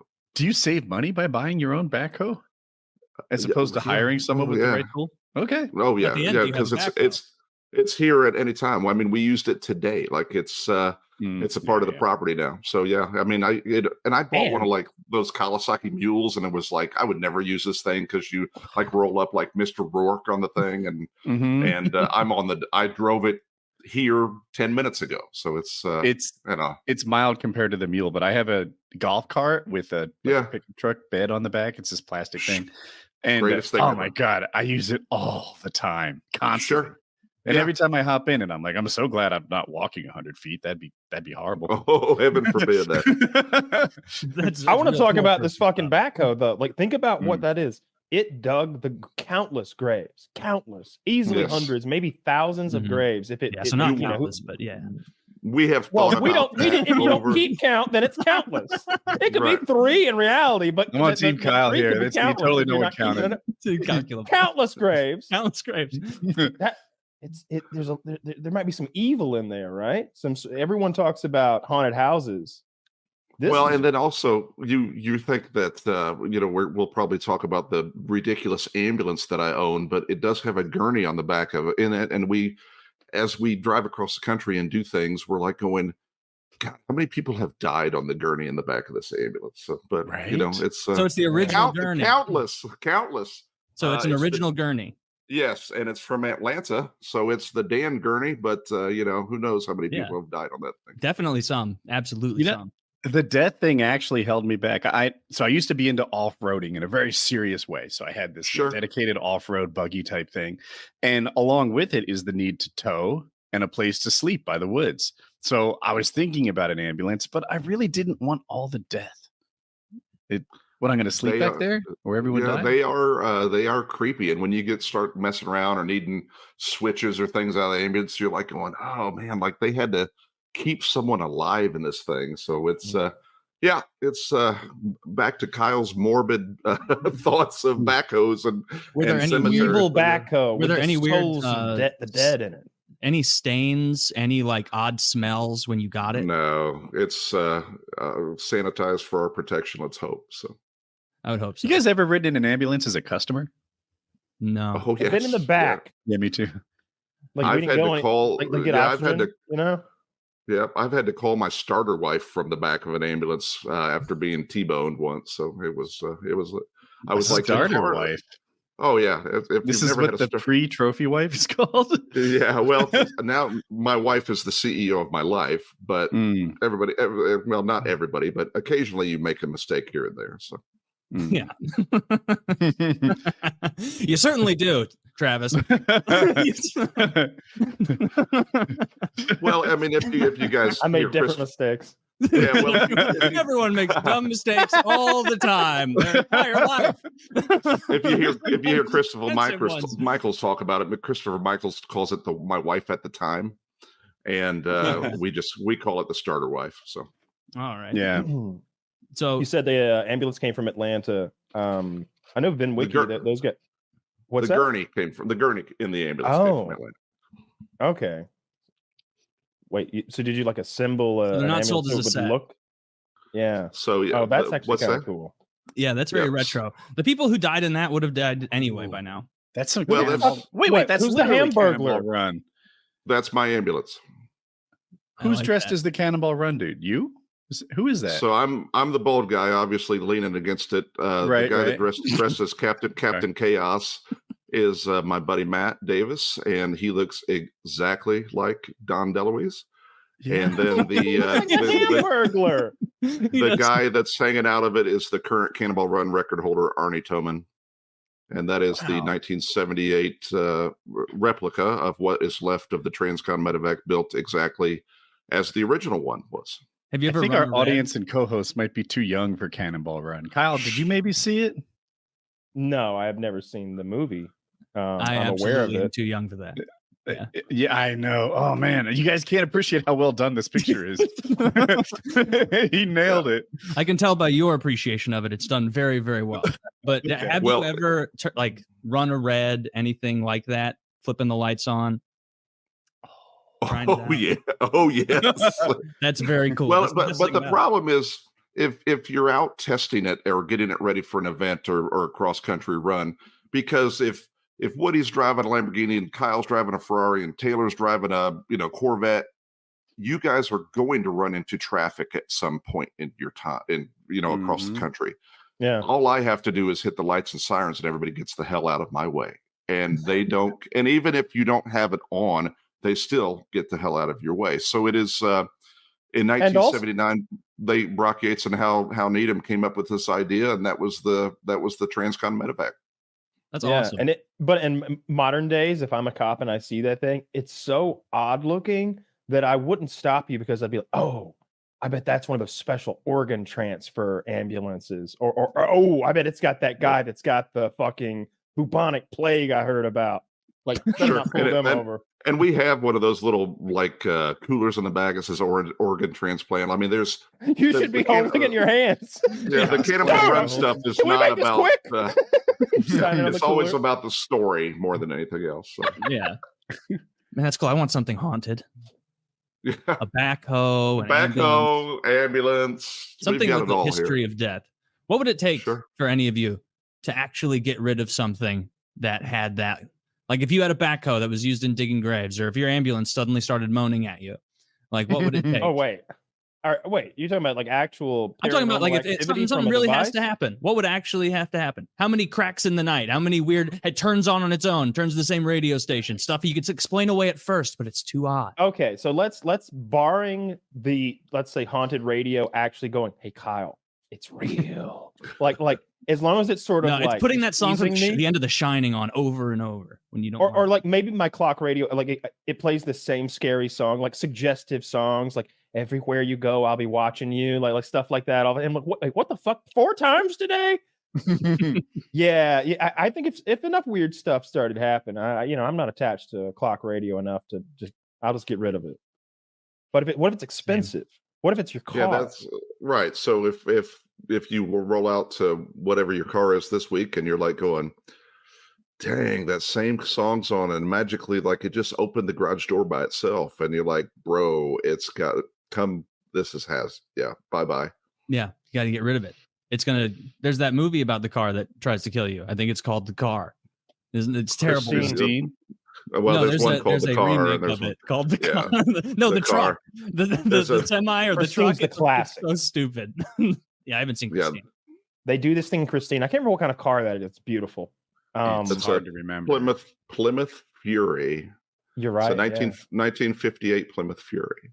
Yeah, they do this thing where they play the footage in reverse of it. They destroy it, and then they play the footage in reverse, so it looks like it's healing on its own, and it's pretty good effect for the time. And I think it's a TV movie, Stephen King type thing. So yeah, the idea of devices turning on us. It was a movie. It was a novel first, and then it became a movie. Of course, if it was a Stephen King thing, and then it takes possession. Like if Taylor owns Christine, and then we're all like, bro, you should like. Maybe not hang out with your car as often, and then he just like becomes this other guy like, but it's Christine, I have to hang out with her, and we're like, yep, Taylor's off the friend list now. So then you got to stop hanging out with me, because Christine or whatever ghost demon is tempting me is gonna convince me to come get you guys, because that's what demons want. They don't want to settle for one person. Yeah. I will say this: I just moved into a new place maybe 3 weeks ago. And at night, sometimes I'll hear some noises, and I can't really put my finger on exactly what it is. It's nothing nefarious. It's just like cracks and pops. It sounds like, I don't know, like the boards are being stepped on and being. Is it like a tinny, high pitched noise that you have all the time? No, it's cracks and pops like of wooden stuff in the like walls and stuff. And the thing is, the dog. I've seen the dog multiple times go into a room that nobody goes into and bark at the wall. Like, how old is this house that you moved into? 20 years, let's call it. Okay, some ancient estate, like, right? I'm just making sure that there's not a guy indoor plumbing and such. But when the dog is it the dog barks, with Down syndrome? It's different dogs. Like it's the young dog and the old dog. That is one of them, the dog with Down syndrome. None of them have Down syndrome. It was it was a husky with a big head. Travis, you have to understand, Kyle is a dog with Down syndrome, and he doesn't like to admit it. And we're totally fine with it. He's the one who thinks it's bad. He's a good boy. Zach, can you possibly find the picture? He's a great boy, and we love him. And there's nothing wrong with him having that. Rocky, you're talking shit. No, he can't understand us, and we know why. He doesn't speak English. Even if he spoke English, poor guy. The other dog like walks straight up to the wall, and again, just moved in this house. I'm not a disgusting person. My house doesn't have flavors. My walls don't have flavors. What I'm saying is the dog's licking the wall, licking the paint, the drywall and the same spot that they were barking earlier. And so I'm a little afraid. There may be something. Do you live close to a church, like an exorcist? I mean, do we need to come and do something? There's a temple. A temple. I mean, what you probably want to do I would, if I really thought I had a demon problem, the last thing I would want to do is just pick one religion and have them come, because then the priest who comes, he knows that I don't know anything about demons, and so I'm going to trust what he's doing with the demon stuff. If I bring like a monk, a priest, a rabbi, the other flavors, Buddhist various guys, holy men, shaman, and then I bring them and I schedule them all at the same time, almost like, and then this is going to be a joke, right? They almost have to compete. So a monk, a priest, and a rabbi walk into Taylor's house. Walk into Taylor's house, and then they realize, oh, I got scammed. But they realize they should be. Yeah, they're like, which way to Kyle's house? Yeah, you're wasting our time. And it's like, show me to the dog that licks the walls. It's fucking scary when it would come down to the pricing. Whichever one offered to do it the cheapest, I would try them first, and then reverse order. I bet the priest would be the cheapest. I bet he would too. He has a family discount. There's the most of them. Yeah. Right? There's got to be way more. There's a million more priests than rabbis, just because there's more Catholics than Jews. So, when's the last time you saw a Catholic priest in costume?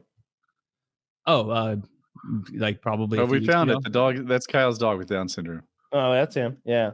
That's I mean, either that's a bad angle or the dome on that dog is humongous. It's a good angle. I don't like to say rescued, but I just gotten him, and he'd had a hard time of it. He's really underfed. He's got street cred. Like He's he looks like crayon eating all the crayons in Kyle's house.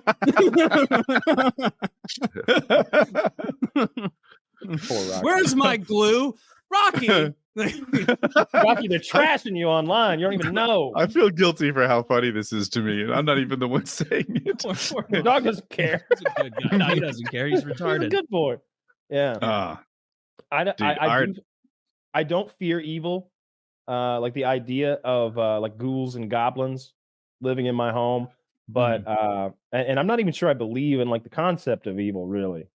You know, like serial killers, like that's evil.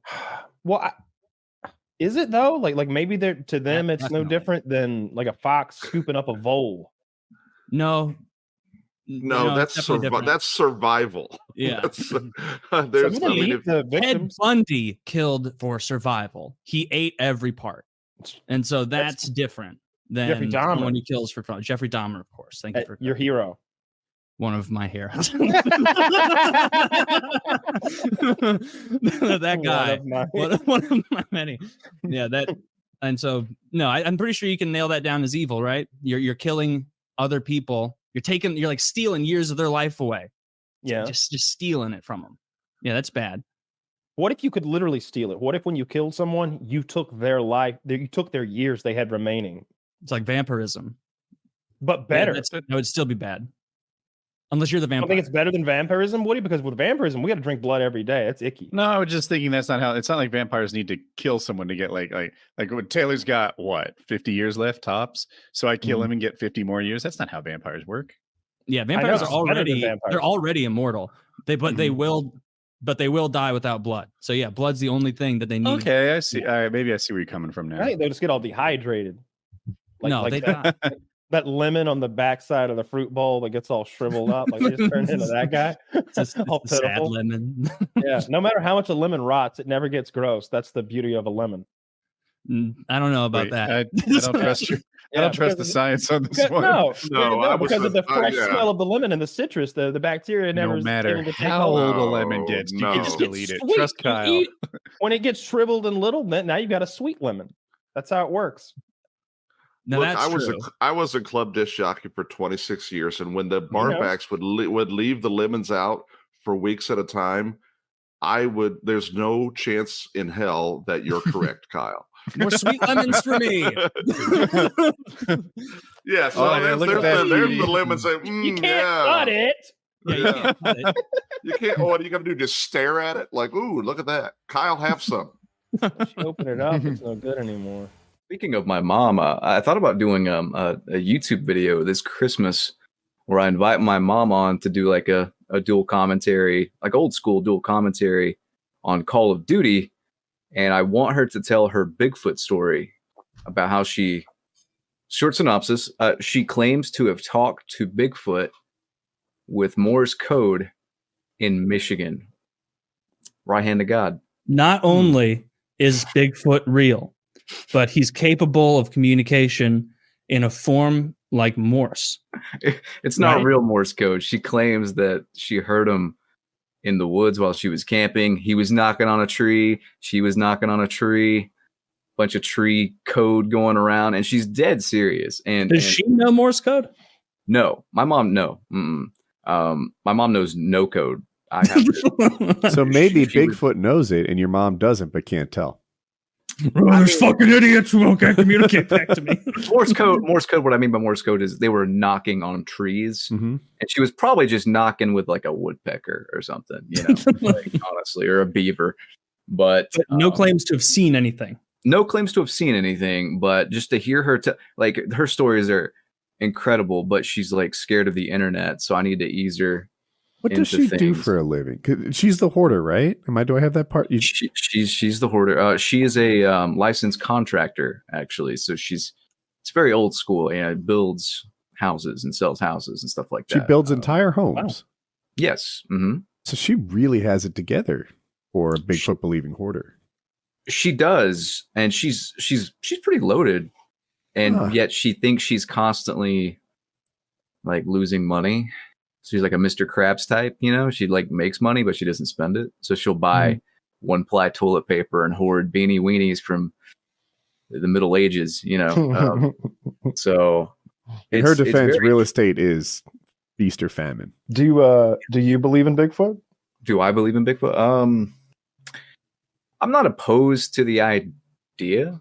Like I'm not morally against it either. I've got nothing against Bigfoot. That's not what I'm asking. As a Christian, I'm just offended you would ask.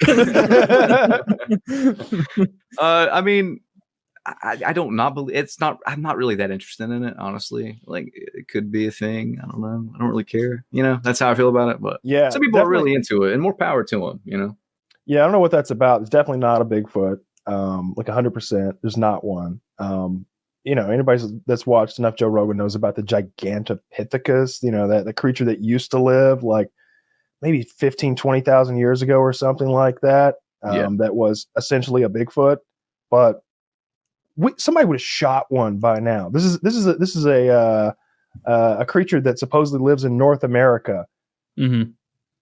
Plenty of people up in the north west to like shoot one of those motherfuckers. Like people go to Alaska and Canada all the time to hunt big game. They're in the areas where this thing should be with rifles, and you can't tell me some redneck wouldn't immediately start gunning that thing down if he saw it. Like, oh yeah, we would have a whole exhibit, dozens of them. They'd be mounted on walls across the South if those things existed. All these crazy things shift the burden of proof. That's their typical debate style, right? Prove to me that there isn't a Bigfoot. I think there's a Bigfoot. Prove me wrong. And then they just don't accept any of your evidence or thoughts. They're like flat earthers. It does make more sense because some people, don't they believe that Bigfoot is like one guy out there, like a monster? Or is everybody like, oh, it's an entire species living in caves? It has to be a species because like I have no looks... idea. I'm going to text my mom and ask her what she. Is there one Bigfoot, or are there big feet? Proud feet. Do you believe in multiple Bigfoots? Big feet. Big feet. You don't want to sound uneducated. Big feet. Get it right. All right. Bigfootin'. What would a group of big feet Reagan Like would say? it's like a school, a murder, a pod, a stomp. It's a whole stomp. I like a stomp. Of big feet. That's the best I have.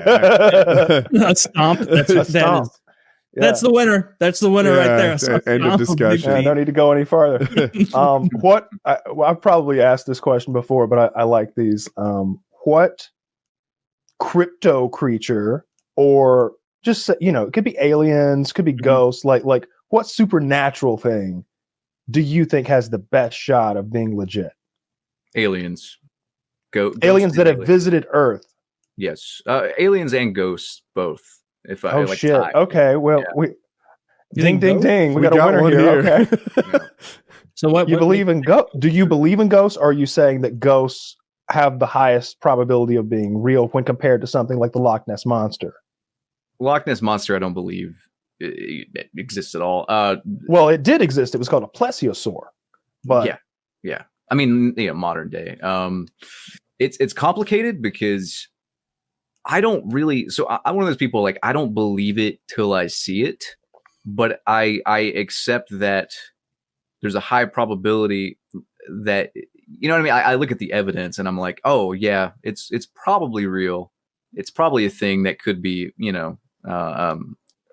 real, but I got to see it. Like my mom's house. Sorry, my mom's keeps getting brought up, but my mom's house is I believe it to be haunted, but Holy I don't shit. believe in ghosts necessarily. So do you think ghosts are like a dead person or more like an ethereal demon or an angel? I got no idea. I don't even really believe in it. It's just I had weird shit happen at my mom's place when I lived there growing up. And does your mother believe in ghosts? Oh, 100%. She's like conspiracy theory out the ass, man. Dude, ghosts is 10 stops before Bigfoot. She thinks, she legit thinks that Barack Obama and Michelle Obama are, she legit thinks that Barack Obama and Michelle Obama are gay, and that Barack Obama calls Michelle Obama Michael because she saw a video online. That's how like out there that is. Well, actually, my mom thinks that too. Yeah, so it's I was trying to demonstrate to my mother. I don't want to derail you too far. That she has believed in some crazy things in the past, and I was like, you said Michelle Obama was a man, and that she had a penis. She was born a boy and always was a boy, and that's that. And she's like, I still think that's true. Like, all right, right, sticking by her guns. Just don't care. I want to stay on the ghosts and demons thing. Yeah. Like, you said that there was some stuff that happened at your mom's house when you were growing up. What was that? Like a couple of things you recall? Probably the weirdest one was the way my dog's here. Probably the weirdest one was I came home from college one day, and this is midday, like 4 p.m. or so. Just got home from college, community college, because I'm a failure. And I get home and I walk in, and the way my mom's place is laid out, it's like an old farmhouse kind of thing. So all the rooms are kind of connected. Like the kitchen's connected to the guest room, which is connected to a bedroom, which is connected to the hallway. It's like a circle, like you could run around in it and make a Tom and Jerry cartoon almost. And I come through the door, and I come through the kitchen door and like the side door, and the guest room door is open. And there's a bed behind that door, and you can see through the crack in the door, like the bed, right? And I walk in, how you walk in and you can kind of just like, if somebody's in a house and you walk in, you can kind of sense it. It's almost like a sixth sense, but you can, like if somebody was here in my house, like I could feel it. You feel that something's off. Yeah, you feel like something's off or whatever. So I come home and I'm thinking it's just my mom, whatever. And I'm like, Mom, is that you? And I look through the crack in the door, and I see someone sitting on the bed, like through the crack. I can't get a good look at it, but it looks like somebody's sitting on the fucking bed, like sitting up on the bed. And I slowly round the corner, and there's nothing there. And I look back through the door, and it looks different. There's nobody there. Footsteps, loud fucking clomping footsteps. Heard a woman crying one night. At like what happened when you heard someone crying? Were you sleeping, or was it coming from your room? I spilled soy sauce on my sock, so I went to the bathroom to wash my sock. I'm dead serious. And after I turned the water off, like I was just doing it in the bathtub, and after I turned the water off, I heard a woman crying, and I'm thinking, is that the pipes? And I'm thinking logically, like, is that the pipes? Like, what's going on here? And it's like a murmur, like a whimper, like a at first, and then I stand up and I'm completely still. And then 10 seconds later, it happens again, and it's coming from right underneath me, which is the basement. And it was just, I just went back to my room and went to sleep because I was like, this is terrifying. Like, I'm not going to fuck with it. I couldn't go back to sleep if there was a woman crying in my home. It took a while. At that didn't point, investigate more. You didn't grab a bat. I'll give you a reason to cry. Dude, shit Get out would of my house. shit would get knocked out of the cupboard, and I don't know if that's the ghost trying to tell my mom, like, "Hey, this shit's expired. Get it the fuck out of here." But reasonable ghost. It's all of this is crap. Throw it away. It's the ghost of a body that she's hoarding somewhere. It could be me in her freezer. She's got a hidden It's the ghost of a flattened, fossilized cat. Come back to seek vengeance upon me. Did the crying sound like? You know, come to think of it, a little bit. Yeah, a little bit. Oh God! But no, it like shit will get knocked out of the cupboard, and my first reaction is somebody's breaking into the fucking house. Like that's. I always look at the logical thing, like somebody's fucking breaking in. If I hear footsteps clomping, I'm like, God damn it, G.I. Joe just walked in my house and is gonna kill me. Or something. So I would, go through the house and flip on the lights with a fucking bat. I actually used one of those cheap ass like flea market samurai swords one time because I couldn't find the bat, and because I don't know what to fucking do. Like that's my first reaction.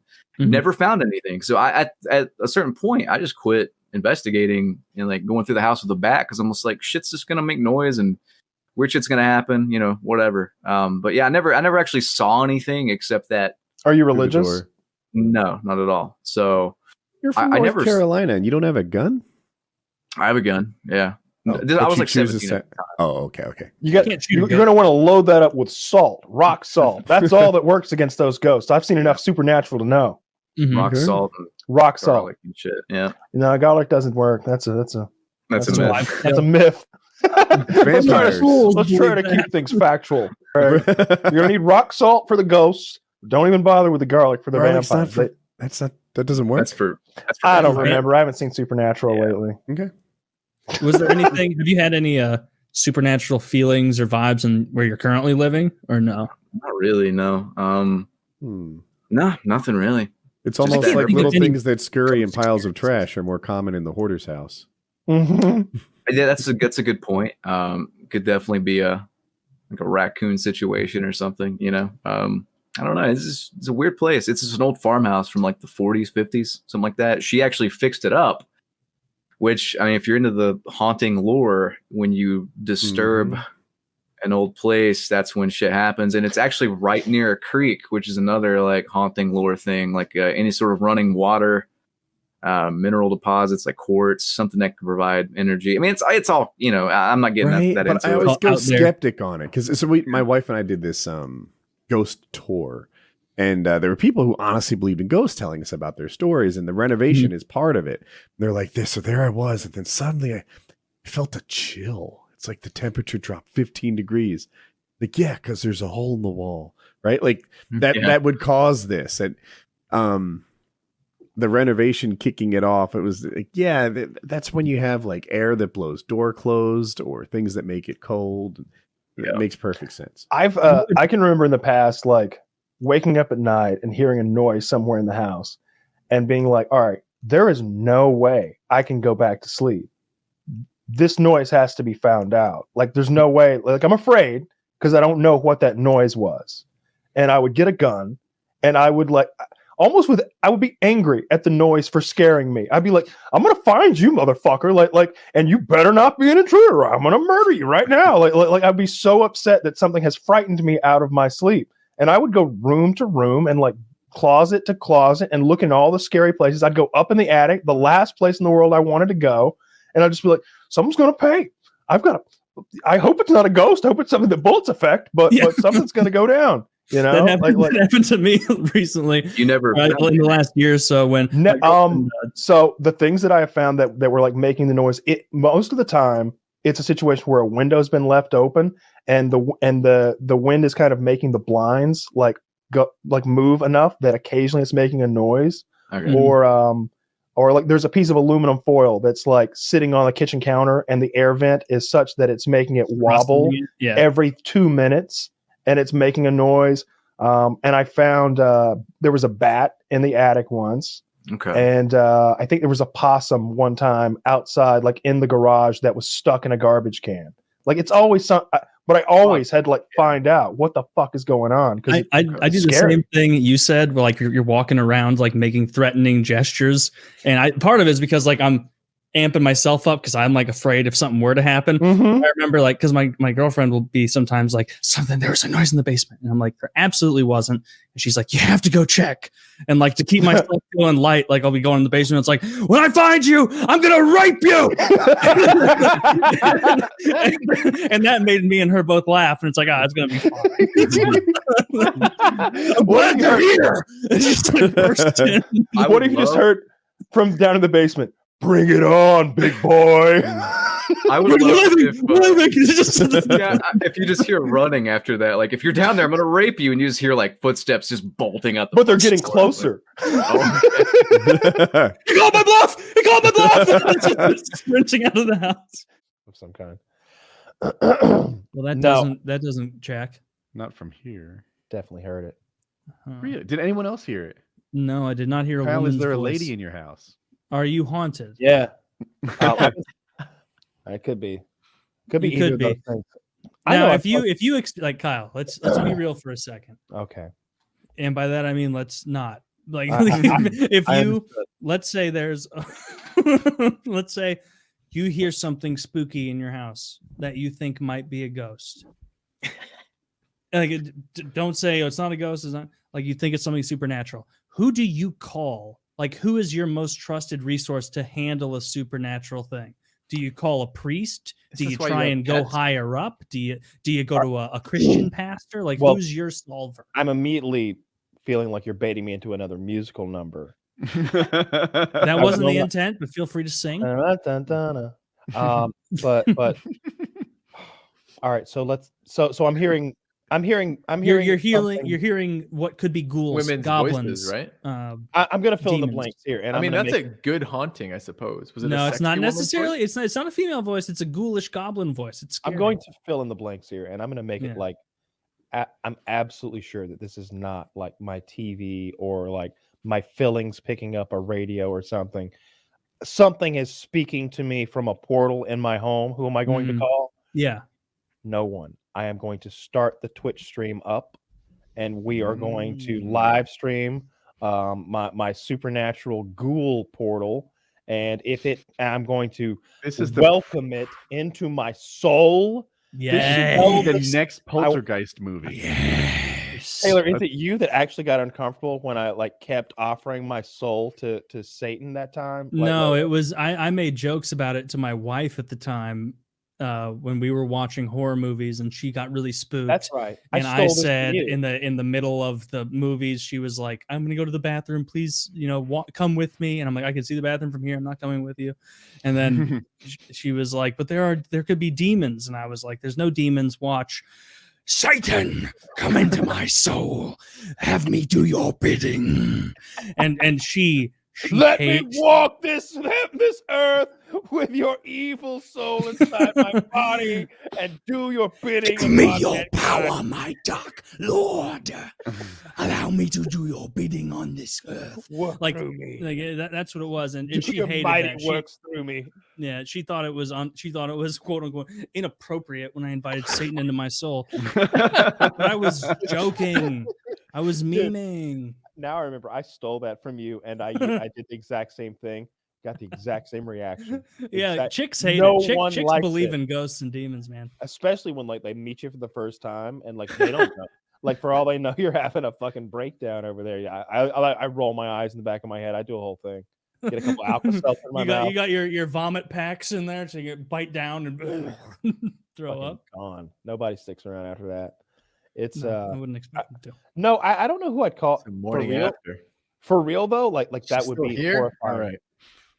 That would be horrifying. I don't know what you do with that. If you truly believe that they're like, that I'm here. The Twitch idea is a good one. The Twitch idea is hilarious. But what do I do when I turn the Twitch stream on and like, no, it doesn't do its thing. And now like an asshole, I'm like, hey, they're like, hey, what are you doing, Kyle? I'm like, I guess just chatting. I just wanted to check in on you guys. And I'm like, and meanwhile, like the ghoul like winks at me behind the camera and fucking disappears. And now I'm sitting there being all fucking weird and shit for 30 minutes. I'm all pale and I leave. And they're like, I think Kyle has a serious drug problem. And I don't know what you do with that because I feel like Yeah, you know why you don't know what you do with that? Because there's it's no not a place to deal with that because it's a bunch of bullshit, right? Like, what would you do? Oh, if you're getting robbed, maybe call the cops. You know, Yeah, like, but you need to. You No, know, but it's with fun. some You got weight training. you got to You say suspend that? disbelief. So you say that we know someone who on a somewhat regular basis sees a demon. Yeah, What are they, that's right. You told me about this. multiple the demons, if PKA. anything. Holy shit! I Dark remember. man. Yeah, that's Drifter. right. Drifter, yeah. And Drifter they would just sees kind of, all sorts of and if I ghouls and recall goblins. correctly, the guy's name is Drifter, the person. Yeah, who, Drifter. Okay, Yeah. Drifter. He just kind of goes through his life like with this is one of the things of his life. It's like Yeah. the rest of us have gravity and rain. He's got demons. You know, like if you I are like constantly fucked with by demons, though, like it doesn't matter whether it's real or not. If you believe it to be real in your mind and it's impacting you in a real way, it is real for that person. Like, what do you do? Like, you would just have to ignore it. no, you'd probably have your own coping strategy. Be like, all right, demon time again. All right, get the headphones out, play some music. You know, don't like look off into the distance. I don't know. Like you do something though, right? I would try and like be more intense than the demon. That kind of So if he was all about like murder, I'd be like, yeah, but you're not thinking big enough. And then he'll be like, man, this kid's fucked up. You can only kill a man once, Satan. You gotta think darker. Oh, exactly. God. It's like you go. Remember the Christmas Critter episode of South Park, where like I think maybe was it the devil who was like, these things are fucked up. Yeah, just like, She's pretty fucked. It is episode 666. I want to talk about some spooky things. So, as far as demons know, your demon knowledge, Wendigoon. Yes, you've looked into it a ton. What's like an indicator to you when you're reading a demon story that you're like, this is made up, this is fake, and what are the ones that get you like, oh, I kind of buy this. I think this could be a real one. So the thing that's like, as someone who like, believes in it, like I'm a Christian, I'm not like some levels of religious Christians will get to where it's like recently I covered a video game called Faith that revolves demons, and talking to the creator, he's like, yeah, I get emails all the time from people who think if you put like a pentagram in a game, you're going to hell. Like, obviously that's not the level I'm at. You've seen the content I cover. But as far as like reading stories about demonology or whatever, it's typically the theatrics of it. For that same reason, I believe possessions can happen, but I believe that like 99% of them are fake. Because a demon's MO, or like within Christianity, right? Like the devil's MO isn't to scare people or be weird and strange. Like he's not just creeping around like, hoo-ha, they're going to be so afraid of this one. That's what most like demon stories revolve around. It's just to divert people. It's just to point them away from God or Christianity or what have you. Most examples of demonic influence throughout like the Bible or old like, religious traditions aren't even people who are like, frothing at the mouth, possessed, yelling obscenities. That's not even what they do. Most of what they do is just being like leaders, people who will, take the poor and the hungry and push them back to some righteous way until eventually bringing them into cult activities or what have you. I would say that in my belief, there's a lot more possessed people in places of power or what have you than there are like, satanic cult members. Like the Church of Satan and the Satanic Bible, and that's just poser stuff. That's all a joke. But the real stuff, so to speak, is just manipulation. $50 wasted. Yeah. Lifetime membership fee for Kyle. There's like Rube. I pay dues, god damn it. This is horse shit. The one thing that like I've researched lately, there's kind of a white whale for me in demonology of like something that I think would make a really cool video that I think I could dissect, but I'm a little afraid to. Is this thing called the Lesser Key of Solomon. Are you familiar with it? Is anyone familiar with it? So I think I have heard of this. Yes. Yeah. So the Lesser Key of Solomon is a book that was its final version. Like the version that exists now was assembled around like 1720, like just pre-America or government America. But the writings of it supposedly trace all the way back to like 800, 900 BC. So in the original like Judaism lore and by extension Christianity, but primarily Judaism, when Solomon, the son of King David, built the temple in Jerusalem, he used all of his wisdom and power to do it. It's believed in most Abrahamic religions that Solomon was the wisest man who ever lived because he asked the Lord for wisdom. The Lord gave him wisdom, blah, blah, blah. So Solomon, being the wisest man who ever lived, was able to use a lot of powers of spirituality to build the temple. And again, in Judaism, it's believed, maybe not in their canon, but at least in, Judaism adjacent beliefs, that he effectively enslaved several demons to commission the building of the temple. That's how the temple was built in record time. There's all this weird stuff with the temple, like the geometry of it is so perfectly done, like the way the walls are cut. It doesn't make sense for something done, in BC time period. It's like an architectural marvel for the time that it was built. So one of the beliefs is that he used demons to do that. The Lesser Key of Solomon was supposedly assembled by his workers, or the human workers at least, in the construction of the temple. The Masons, as they were called, which is where the Freemasons eventually get their name. They use a lot of the symbols and stuff from Solomon's builders. And there's whole connections between demonology and Freemasonry. That's another can of worms. But with the construction of Solomon's temple, it's believed that perhaps he enslaved demons. So a book called The Lesser Key of Solomon is the traditional beliefs of supposedly how Solomon managed to enslave these demons. So it is a book that is made up of 72 different demons that describes their name, their MO, what they do, what they look like, how they appear, as well as summoning rituals. So like the things you're supposed to draw, the things you have to do to bring them in. And going back to what I mentioned earlier of like the thing that tips me off demon stories are fake is the theatrics of it. The way that like you summon most of the demons in this book is like, forget to pray for a day.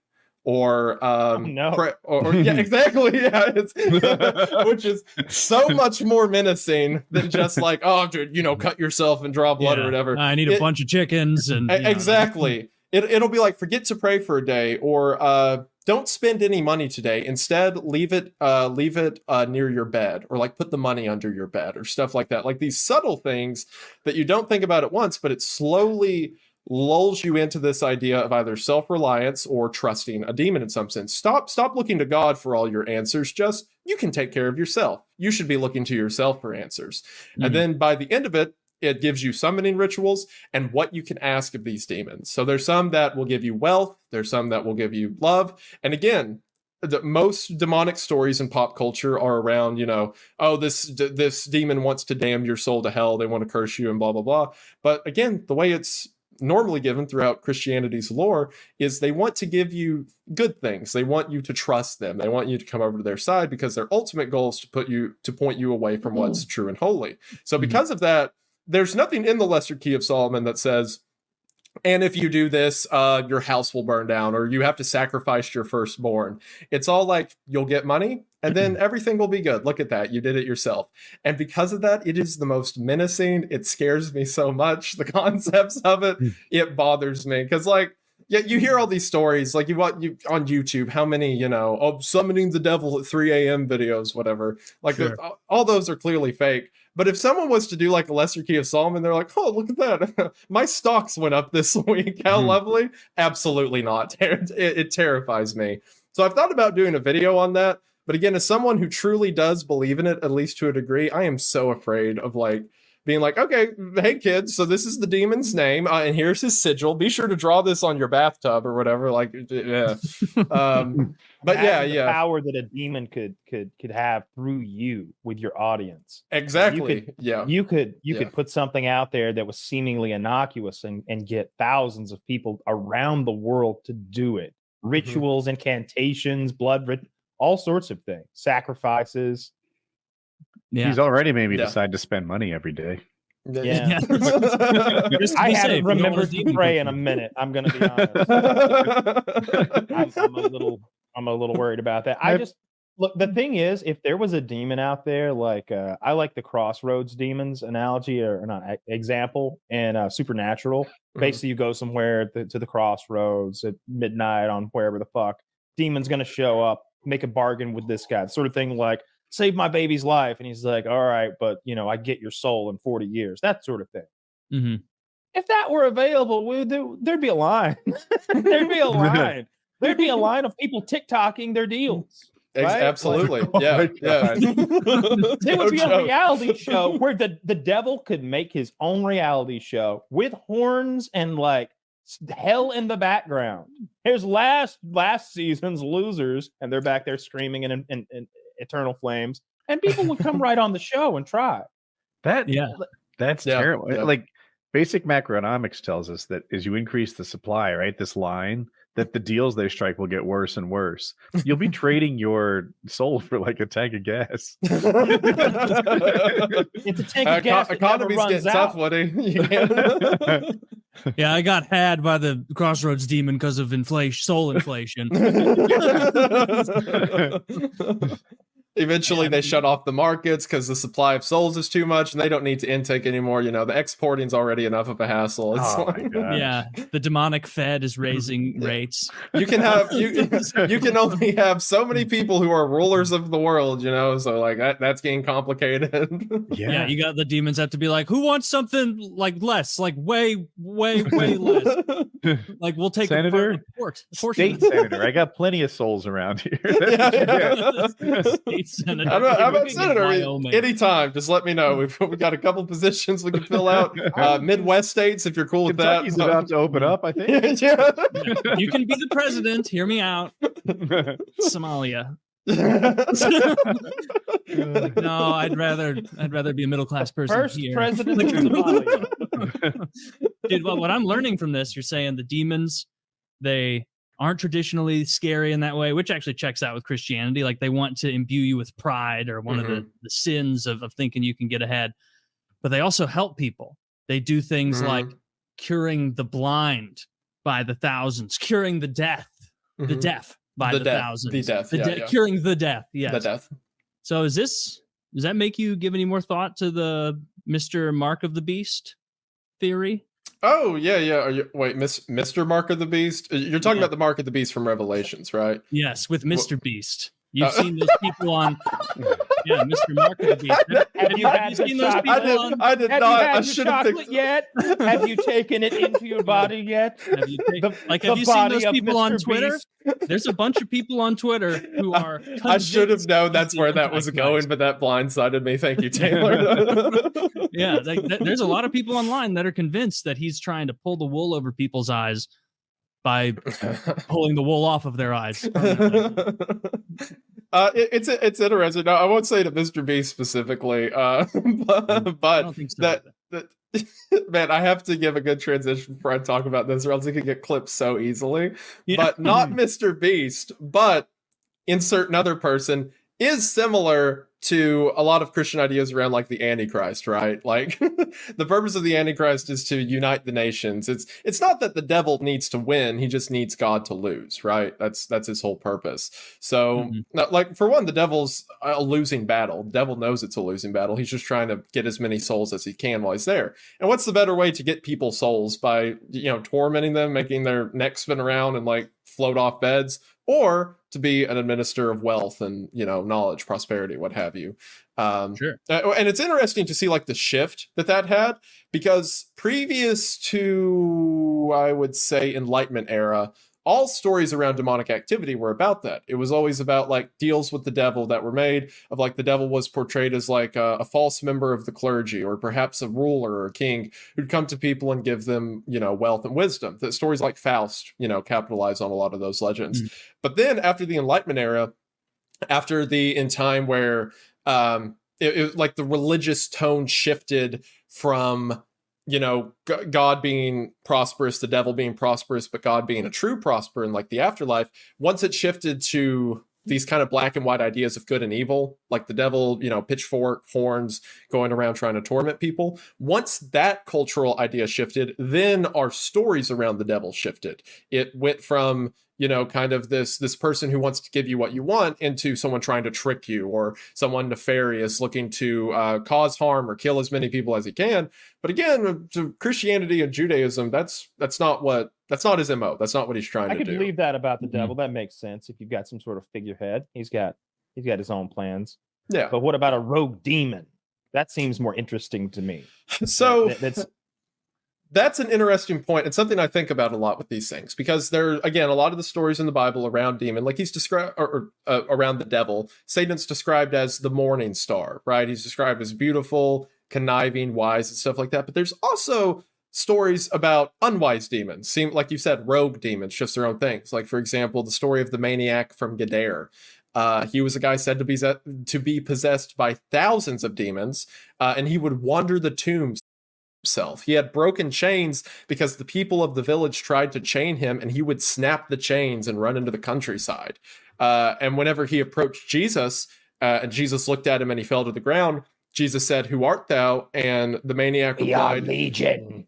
We are legion, for we are many." Yeah, which is where that's why that line gets pulled into every, demonic story or whatever. Mm-hmm. And it says that Jesus banished the demons from him, and the demons went into swine that were in the countryside, and the swine ran off a cliff like they were crazed. So that's very different from, like, the conniving, dealing devil. That's just like wild animals. That's what Constantine does. If you watch the movie Constantine with Keanu Reeves, now I'm sure they made this shit up for the fucking movie. They're like, so maybe we just throw the demon in like a pig and then kill the pig. No, they threw it in a mirror and then shattered the mirror. I saw a movie recently with who used to the Gladiator guy. He's fat now. Russell Crowe. Russell Crowe made this movie like this year called The Pope's Exorcist. Yes, and I'm sure it's based on probably the last official Catholic exorcist or whatever. Probably, I don't know, but it's it's a silly movie. But at one point, he takes the demon and puts it in a pig and then kills the pig. And I can't remember if it was a real demon, or if it was just to, go through the ritual for the mentally ill kid there. I can't remember if they said which it was, but I like both of those ideas a lot. I like the idea that we could maybe, and that's what happens in The Exorcist. Spoiler alert: his father, Karras, was it? Like lets the demon into his body and then throws himself out the window. Yeah. Did he throw himself out, or did the demon throw the body out because it couldn't stand to be within the pure body of the priest? I think the demon threw his body out. It couldn't cohabitate in a body, so that also had God in it, perhaps. Yeah, I like that because Pazuzu shows up in the sequels, right? So then canonically, it would be that the demon threw him out. What's his name? Blatty is the writer, I think.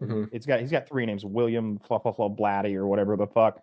Exorcist 3 is the true kind of sequel. If you've ever seen that, it's tremendous. It's very good. Good movie. Yeah. And I don't know. The demon, of course, wouldn't tell you whether he lost or won in the first movie, I suppose. But if you know what happened, it seems like he pretty much won. The priest is dead. The demon isn't. Yeah. And the priest suffers for all that time. Like this, just having to watch behind the eyes as he kills children and does all sorts of horrible things. Are there any world leaders now, maybe of religious groups or whatever, that you look at and you're a little wary of? You seem a little Taylor Swift, a little demonic. I think Taylor Swift. She does have a good reputation. She did the thing. She did the thing. Did she? Wait, what does that thing mean, Wendy? Oh, that's just Illuminati, or that means she's gonna eat that redhead from Game of Thrones' pussy. That's what that means. I was mixing it up with Kyle. I thought that was the vagina sign. I see it's slightly different. I thought it was only slightly. Yes, because it's evil. Because ox is dangerous. It is actually interesting. It is interesting how much in old folklore that I know we're joking about it, but in a lot of old folklore it was explicitly described as demonic. It's an evil. It's part of women's curse, of Eve, that a part of the devil is embedded with her. There's a lot of imagery around this being explicitly demonic. Yeah. Oh, that's no good. We've all seen Alien, okay, and we know the vaginas are bad. They mean death. What about the Pope? What's he up to? Do we need to keep an eye on him? I'm not a big fan of Catholicism. I mean, I've been open about this before. I'm not a big fan of Catholicism. I don't like the idea of you have a religion and now you're all right, we got that whole God thing, but we can run it. Let's put ourselves in charge, So, I wouldn't say demonic or anything. I think that Catholic beliefs still, at its core, align with Christianity as far as the beliefs of Jesus and redemption. It's everything after that I'm not a fan of. as far as I think there's a ton of religious groups throughout history that I would describe, if not demonic, then like demon adjacent. Whenever they take like ideas of Christianity and completely flip them around. Like, for example, Church of Satan, the Anton LaVey and all that, posers, jokes. It's like they were just edgelords. The entire synopsis of the Satanic Bible is, if God real, why bad thing happen? That's all they got. So I'm not considering him some mastermind or whatever, but I think instead religious groups who have like taken like large groups of people and then been like, yeah, oh, you like God and Jesus, that's cool, but what if you did it this way? What if you changed a bit? Like, for example, I would say Jim Jones. I would definitely consider him adjacent. I would consider Ervil LeBaron. He was one of the early members of Mormonism who brought a bunch of people to the desert, ended up being a serial killer, like had his cult kill mass numbers of people. Wow. Yeah, I'd say when was like that? I'm interested in that. Ervil LeBaron. Ervil Redenbacher. He's the popcorn guy. I want to say it was. Hold on, let me just type it in. His name's Ervil LeBaron. People joke because if you take out the R, his name is Evil the Baron. Which it was like 1950s, 1960s it happened. How's the shadow people? Have you been how are they?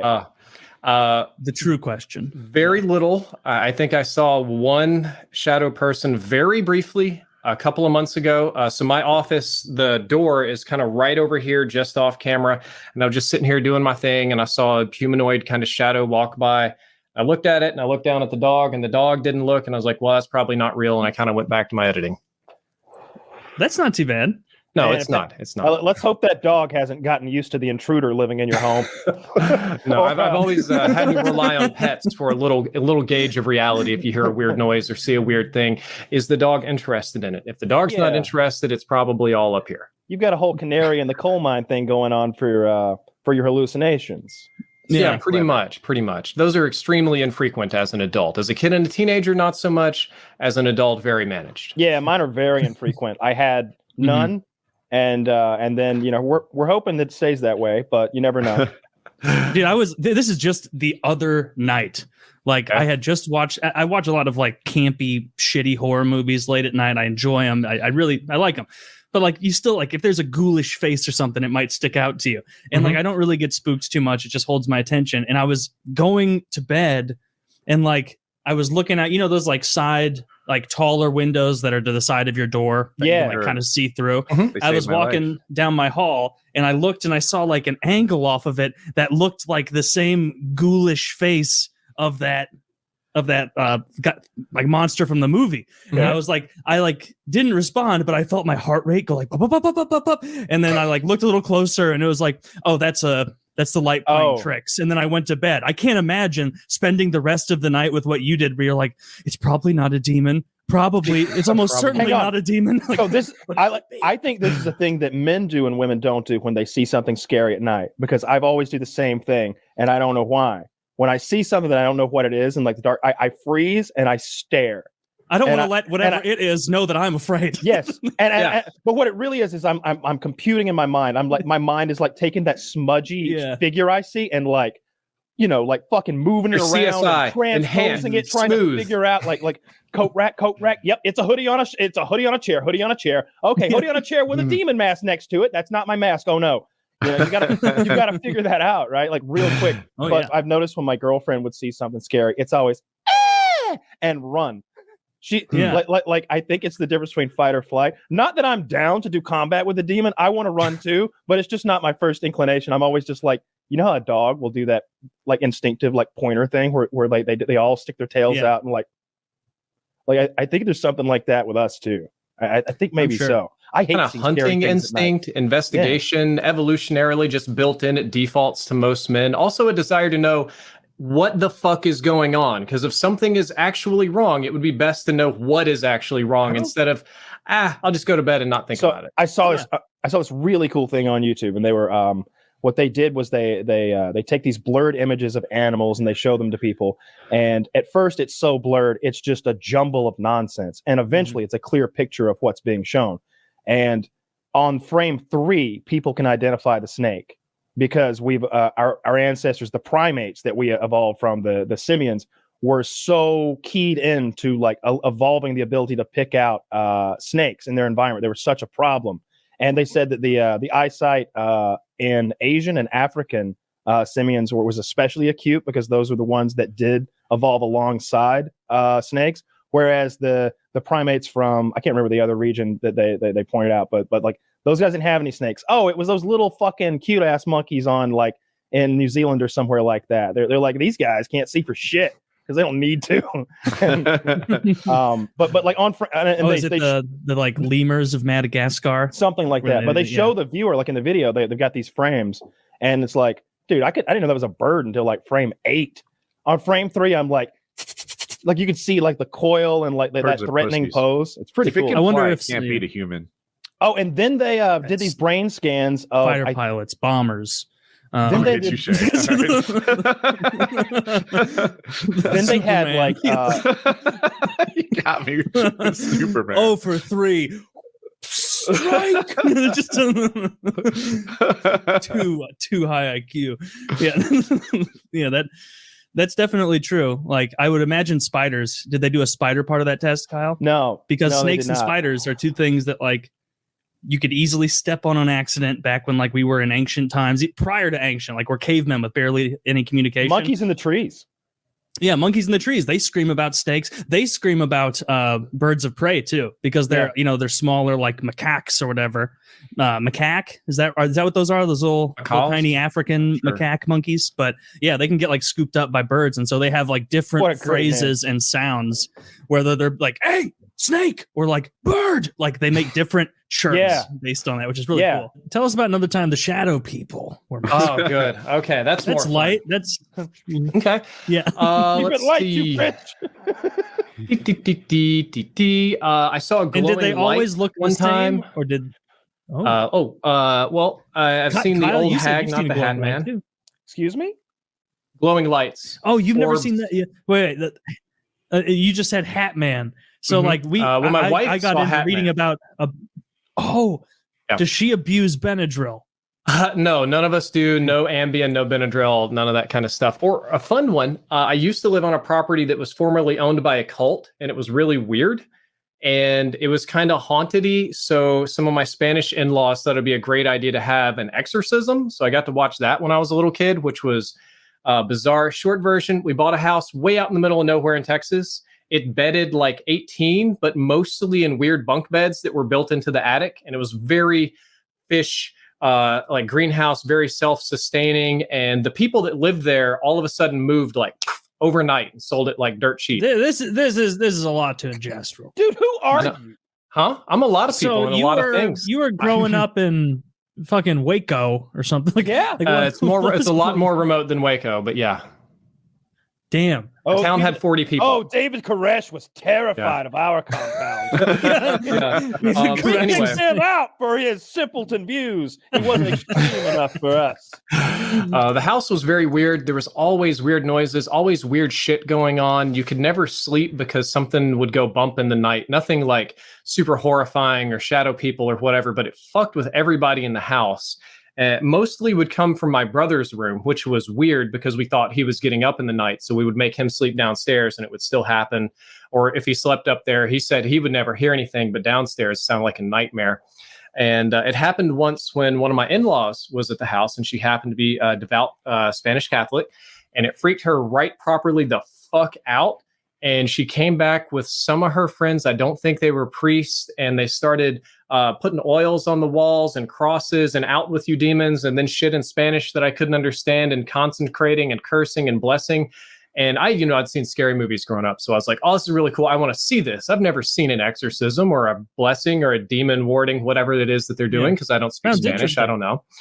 And I was very pissed off because I was the only person not allowed to witness the exorcism because I was the only person in the house that was unbaptized. And they were all afraid that the ghost or whatever would go into me. So I had to go way on the other side of the property while they banished evil spirits or whatever. And the short version is it didn't do a goddamn thing. All the spooky stuff kept happening. So of course, because Jesus it's all Christ. fake. Woody, are you baptized?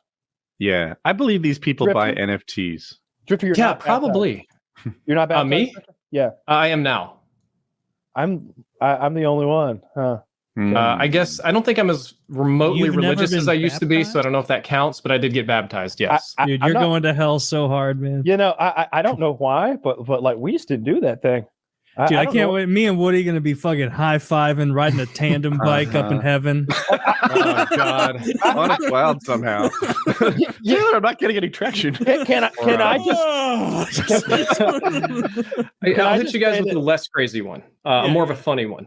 It was when I was like 16, 17 years old. I had moved away from that bad place to a, we'll say, different place in Mississippi. I lived in a very small house. We were not rich people. My dad made like $4,000 a year, and there was a little bit of subsistence hunting kind of stuff going on. And I was big into video games. I'd play. Hold on. Yeah, $4,000 a year. Forget that, Taylor. Could you just say the words that you hunted for your own food? A little bit. It wasn't anything crazy. You know, you catch fish from the river, you shoot a deer here and there. If a redneck has something they want a trophy and not the meat, I'll take it. This is awesome. Yeah, so stuff like that. My wife would eat raccoons and stuff and possums and whatever the fuck. They're really chewy and gamey, but we did a lot of that. Did you kill them or find them by the roadside? You're not supposed to kill them. They just pop them, shoot them with a 22. But the point is, we lived kind of broke as a really small little house, and I lived in a really small little room. We didn't have any heat or air, so whatever it was outside, it just was inside, and I had to deal with it. But I would sit there on my little TV and I'd play video games, and I was big into video games. One night, I go to bed, everything's normal. And I hear this giant fucking crash and slam and like glass breaking. And the only thing I can think is that my brand new fan that I got installed, by the way, I'd lived like 3 years with no fan in the summer. I was super happy to have my fan. That blows. I thought the fan had fallen down because we used the cheapest repairman possible. And I thought, fuck, I'm going to have to spend all summer with no fan. So I get up and go kind of like around the walls of my room to avoid stepping on glass and turn on the light. And everything is fine. Everything is totally fine and normal. And I'm like, have I lost my mind? And then I look over to my little desk where I would do my homework, and there's a giant pile of old video games. And when I say old, I mean 1980s old, like the Ghostbusters game and Super Mario Duck Hunt, the original boxes in pretty good conditions. And what was weird about this is these were things that I had owned eons ago, right? Desk was clean when I went to bed. These are things that I had not seen in 10 plus years at that point. When you give something to a 3-year-old in 1989, it tends to get torn up. I remember moving and throwing them away. And then suddenly in the middle of the fucking night, for no reason, there's a whole pile of vintage games just sitting on my desk. You know, there's no explanation, no nothing. You know, Drifter, I find you to be a charming and talented man. I really enjoy it when you're on. I look forward to it because there's a but though. But when you talk about things like this, I think that, well, I hope that everyone's ears are perking up and hearing these things. And look, I have a side of me that thinks that there's a chance that you are haunted by demons. I am not made that a zero-sum thing. Okay, you may be haunted by demons. I want you to paranormal videos where you like film yourself, like do like set up one of those night vision cameras by your bed, dude, and like if anything ever happens and you could string this together, I'd be a viewer, because you creep me out by telling me this stuff the same way what's our friend who came out a while back who does the scary stories, Wendigoon. You're muted, Taylor. I'm muted. I'm so sorry. Wendigoon. Wendigoon, yeah. Oh yeah, Wendigoon. When you start telling me like stuff about your childhood or adolescence, or maybe even the last few years, this stuff about seeing things, it creeps me out the way that Wendigoon. I want to get his name right because I do like him. I watch his videos all the time. It's just I think it's like Wendigo, but Wendigoon. Yeah, but it's because I think there's a mythical monster called a Wendigo. Wendigo. Is it Wendigo? Yeah, Skinwalker kind of eats people. Exactly. Yeah, it pretends to be people, and that's like and that's one of those monsters. Movies. That's one of those monsters that like something that takes the form of humans. Those are the ones that, like, if you're whatever you want to call it, open-minded or goofy or silly enough or whatever to believe in crazy stuff, that's one of the ones that can make sense to like sneak by. Like, no, you don't understand. Of course, we don't know they exist. They take the form of what we see every day, people. Looks like a normal guy just walking down the street, or maybe minding his own business in the woods. You don't know. It's like The Thing, which is the greatest horror movie ever. Or maybe like reptilians, taking the form of humans, the whole overlord The thing. reptilian part, they live. It doesn't make sense because like the like reptilian conspiracy thing, it says they're underground. They're cold-blooded. They'd be way too hot. It'd be warm down there. It'd be warm. They down need there. that to stay warm. They need that to live. They'd live on geothermals, and to live above ground, they want to. They've taken positions of power. No, it's not like basking in the sun hot down there. It's unbelievably hot. It depends how deep you go, Taylor. Okay, have you been to the mines of Korgoroth? I think no. I'm making this have up you as I seen? go Have you along. seen the steam pools of the deep Gogula? Yeah, if I hadn't, I wouldn't have made Where this. the reptile men are numbered in the millions, and the reptile women do whatever you want. Do you think they have tits? You ever seen one of those? You ever seen one of those alligator cloacas? That little slit. It's like humans could learn a few things about vaginas from alligators. Oh god. Right? And dolphins. Yeah. Oh god. And dolphins. Like I saw a Impractical Jokers bit where like he's like, you ever wonder what dolphin puss looks like? He has to say that to a pretty woman, and she literally goes, "I think it's just kind of circular." Like she just rolls with it, and it's just like, damn. Love it, dude. Every once in a while, they run up against a cool person who's as down to be silly. Yeah, but back to the thing.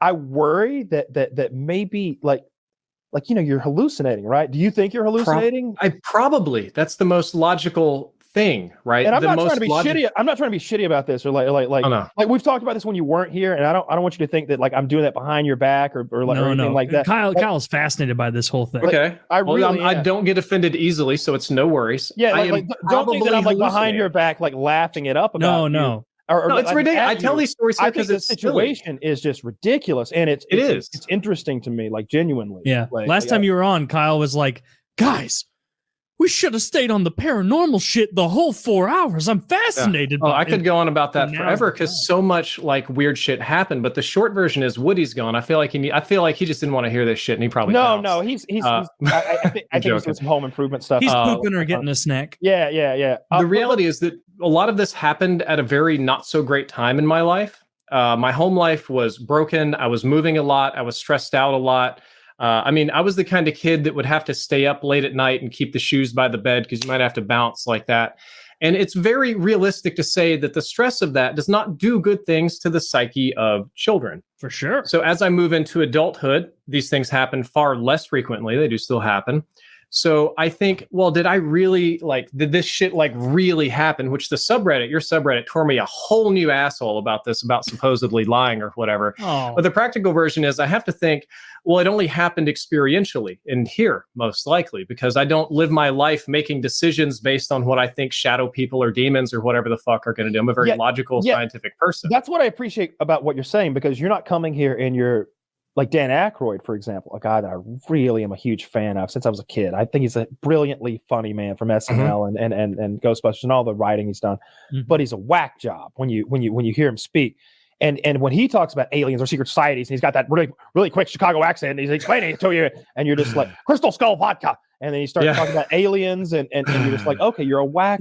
Dan Aykroyd is into aliens and Yeah, his whole family used to be psychic mediums and stuff. Dan Aykroyd is incredibly wacky. You know his character in Ghostbusters, how he's like a paranormal psychologist. Yeah, but I thought that was just him.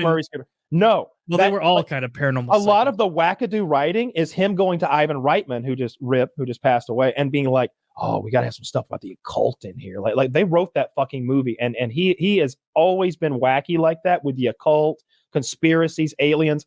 And he believes stringently in it. He has that Crystal Skull vodka company. And wait, that's his company? Yes. Yeah. He makes a lot of money selling that to people, got like so many people know that like you walk through like your grocery store and go through the alcohol aisle, and like so much of it is just the coolness of the designs that gets you, where you're like, okay, well, this one looks like a wine bottle and it's $7.99. This one looks cool as shit. It's got a skull and it's $11.99. I'm going to always go skull. It's cooler. That is one of the best gimmicks ever. I've never had that kind of vodka. It's not great vodka, but it's not awful vodka, and you get a skull out of it. It's cool. Like you can fill it up with sand of different colors, like do one of those little sand art things. You can do a lot of stuff with it. I saw someone take this glow in the dark sand that you can like and they filled it up with that, and then the whole skull would just glow under black light. I don't know. They're neat little props to like throw on a desk or something like that too. I think but what I was getting at, I'm sorry, I don't want to get away from the point. No, is like, go for it. That's a wacky guy who I think is just a loon. I don't think that of you at all. I appreciate that. A lot of people do. But when you casually talk about this stuff, it can lend itself there.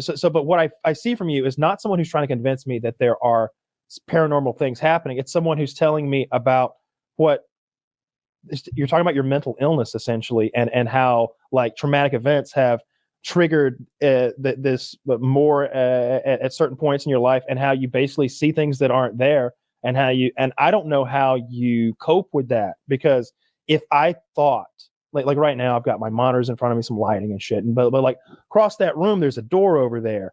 If I ever looked up, and I'm alone at my house right now, if I ever looked up and I saw something look at me through there, it would upset me so much that I don't think I could live alone anymore. I talked about this with someone like yesterday because someone asked me who was coming on, and we had a very similar discussion to what we're having right now. But I told him like I couldn't even live alone anymore, I don't think. And I don't think like getting a full-time like live-in girlfriend would do the trick. I think I'd have to move back in with my father to feel safe again if there were dark men in my house. Like, that sounds silly. Well, no, that's if there's static man or shadow, if there's dark shadow people or something like, and something I'm interested in with what Drifter said is, I'd be so scared when you described experiencing it as a kid. You talk about like seeing a figure for extended periods of time. When you described it just now as an adult, you were like a fleeting image in the corner. Like, is that how it tends to be now as an adult? It's more of a fleeting, like it could be a shadow, and it's just your childhood reminding you like, oh, that could be that. Yeah, something like that. As an adult, very fleeting. I don't hallucinate things very infrequently. 3-4 times a year tops if it's busy. Audio is a little more frequent, but it's usually just very, very small things. It's not whispering voices and crazy shit like that. But I think the improvement came to an improvement to my psyche when I left the very toxic environment. But that doesn't change the memories of these things. And as a kid, I was rationally, like you, very scared. I wouldn't stay certain places. I wouldn't do certain things alone. I wouldn't go places. I wouldn't touch things. And they take me to child psychologists, and I would tell them about these things. None of them were impressed. I got a variety of medications, which kids probably shouldn't have. Agreed. But at the end of the day, even though I'm very cognizantly aware that there's like a 99% chance that everything I see exists only up here, it doesn't change the reality of the memories for me. Like, so Kyle, or Taylor, you're very reasonable people. If a very unreasonable thing happened, a very spooky shadow person or ghost just peeked around the corner and said, fuck you, Kyle, and then just disappeared, and you saw it for real, totally for real, you couldn't unremember it. You couldn't remember it like any other different way. It would be in your mind forever. So let me ask you this. I like where you've led me here. The memories that you have of these encounters, let's call them, are they just as grounded? Do they feel just as real as like your 15th birthday party or something like that? 100%. That's why when I first started my YouTube channel, I can see you laugh already. I endeavored to tell these stories, and I told almost all of them in about a 10 or 15 part series, so that as I get older and my memory changes and you recall and you retell and things change, so that at least the best memory I had available at the time existed as a sort of log. But I do remember them as real. Matter of fact, I had something happen when I was 15. It was a bunch of weird noises that made me leave my house. I didn't really like it. I didn't know how to deal with it. So I just fucking left and went to a friend's house. And I had a very awkward conversation telling my friend that, I want to spend the night here because something is following me around the house and making noises. Like, I don't expect you to believe that, but just humor me. Oh, not only would I believe it, but I would be like, Mom, he's back. You promised you'd do something. like, Mom, you said you'd call the police this time. He keeps coming back. You know he's haunted, right? I saw it too. They say if he sleeps at your house, it kills you in 7 days. There's no way. Don't watch any VHS he brought with him. You're being drug away by your mom. You're like, it's Jurassic Park. That's very interesting. Like, no. That's weird. So you said that the visual hallucinations as a kid very intense, as an adult fleeting, and it's more almost maybe an anomaly in the corner of your eye that triggers an internal memory of a similar shaped thing. Is auditory the same thing, where when you were a kid it was full sentences, full voices, and now it's more of just kind of something curious that you don't think exists?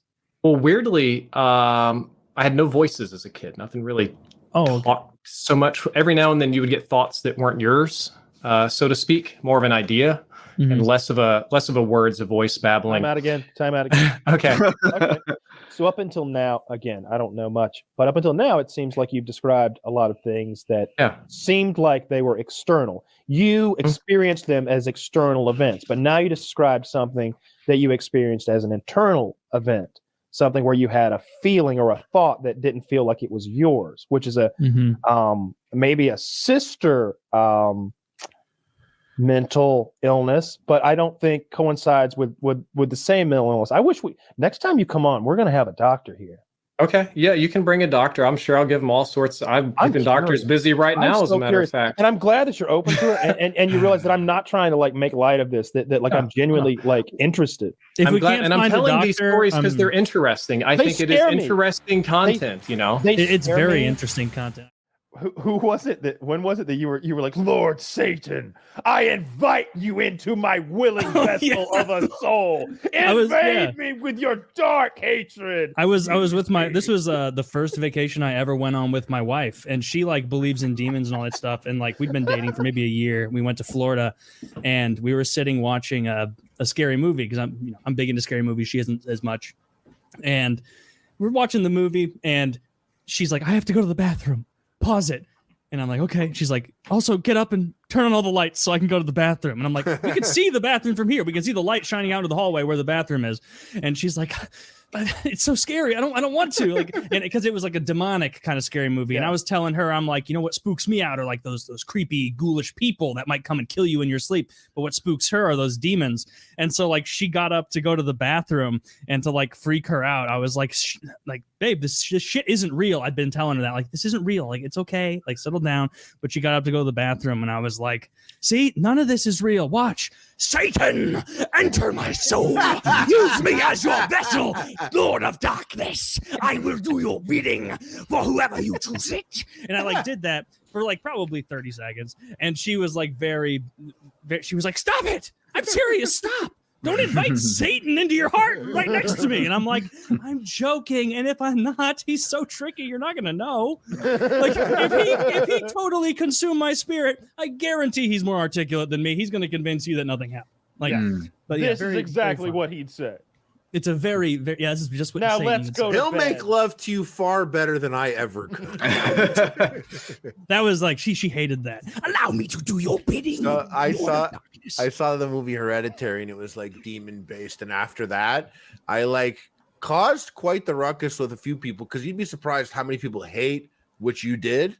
Yeah, Taylor. Oh yeah, because I did something a bit milder, because it wasn't like just me and my wife who was like fucking terrified.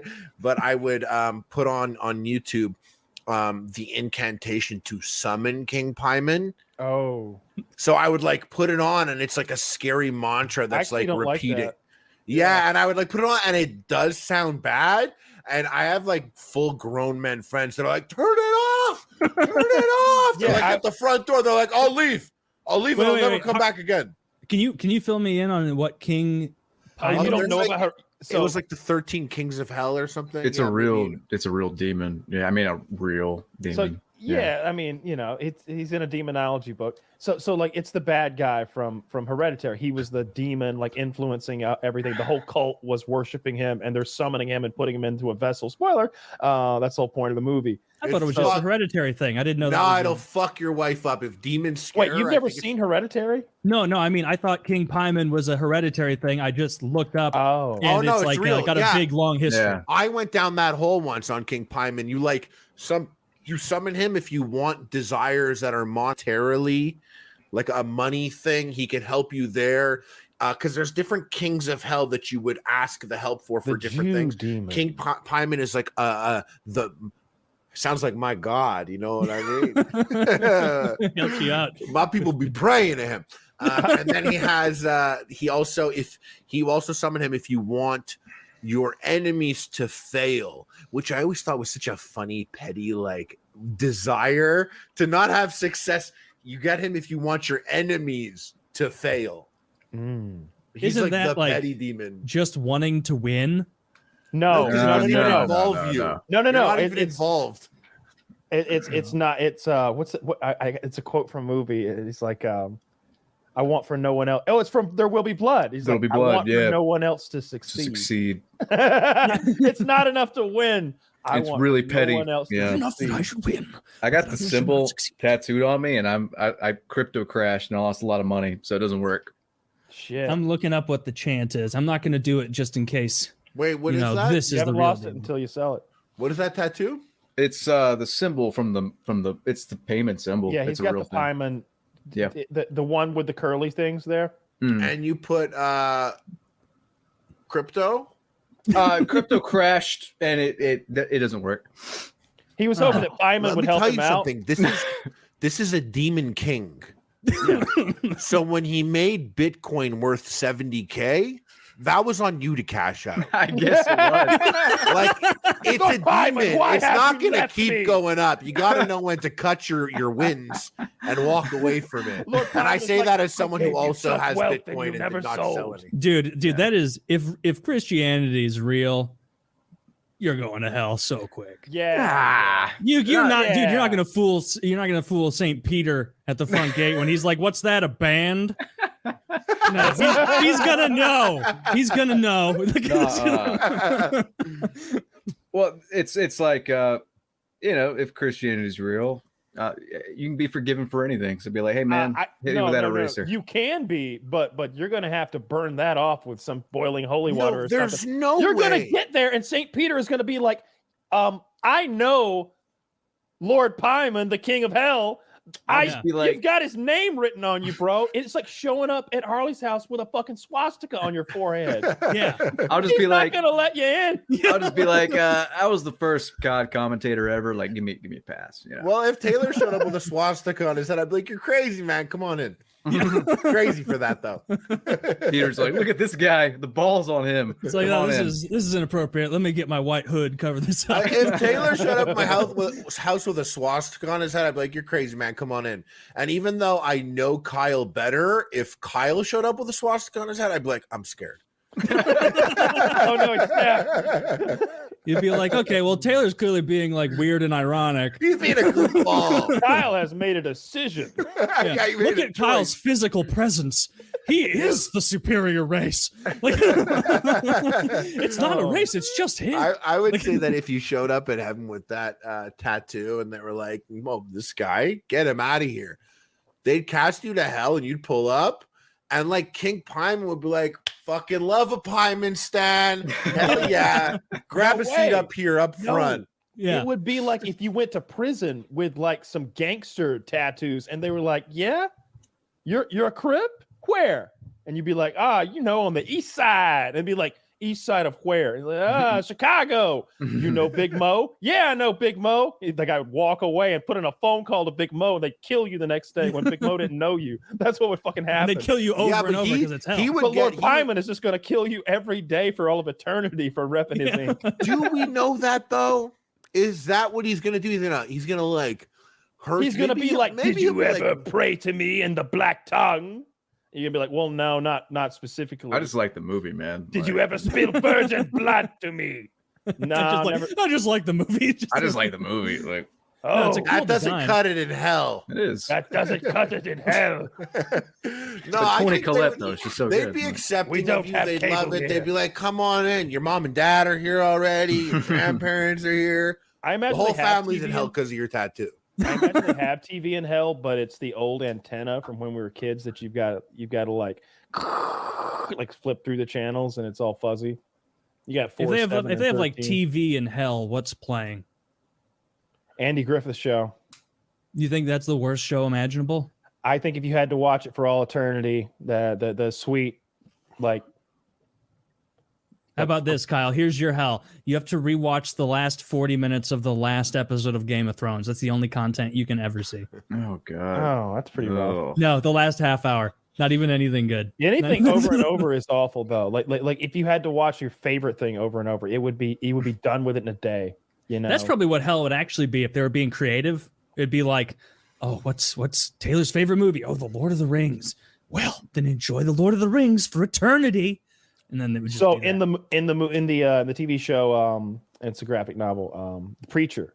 They go to hell and Hitler's there, and everyone has their personal hells in hell, and you're like in a cell that looks like a regular prison, but in that cell you then experience your hell, and there's break time in between your hell. You know, there's snack time and stuff. You get out for rec, that sort of thing. Congregate. You can go to the bathroom sometimes. You're in hell, but you eat. There's meals, but most of the time Hitler is just experiencing the time. I think it's when his art got shot down or something. I can't remember exactly what his hell was, but it's just some little moment from his life. This little 5-minute conversation he had where someone was like, no, that's not going to cut it. That like crushed his heart, and he has to live it over and over. You suck, and that dog painting isn't even good.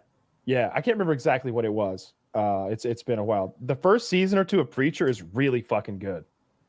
There's a Twilight Zone episode, the old show Twilight Zone, where it's this German U-boat commander, and he's on this boat, but like he doesn't know why he's on the boat. Like he can't remember how he got there or whatever. And then at the end of the episode, the boat he's on gets shot or gets like shot down, attacked, and then it sinks and he dies. And before he goes down, he like looks through a telescope to see who's shooting him down in the other boat, and it's him. Like it's him. He has to relive that. Like he keeps having this deja vu. It's really fucking cool. Yeah. Twilight Zone is still, it holds up so well. Oh yeah. So many episodes do. It's so interesting. I always cry when I watch that one episode where the guy dies. Him and his dog die, I guess. I think they drown while they're hunting. Mm-hmm. And then but he wakes up and he's in purgatory, you know, between life and death.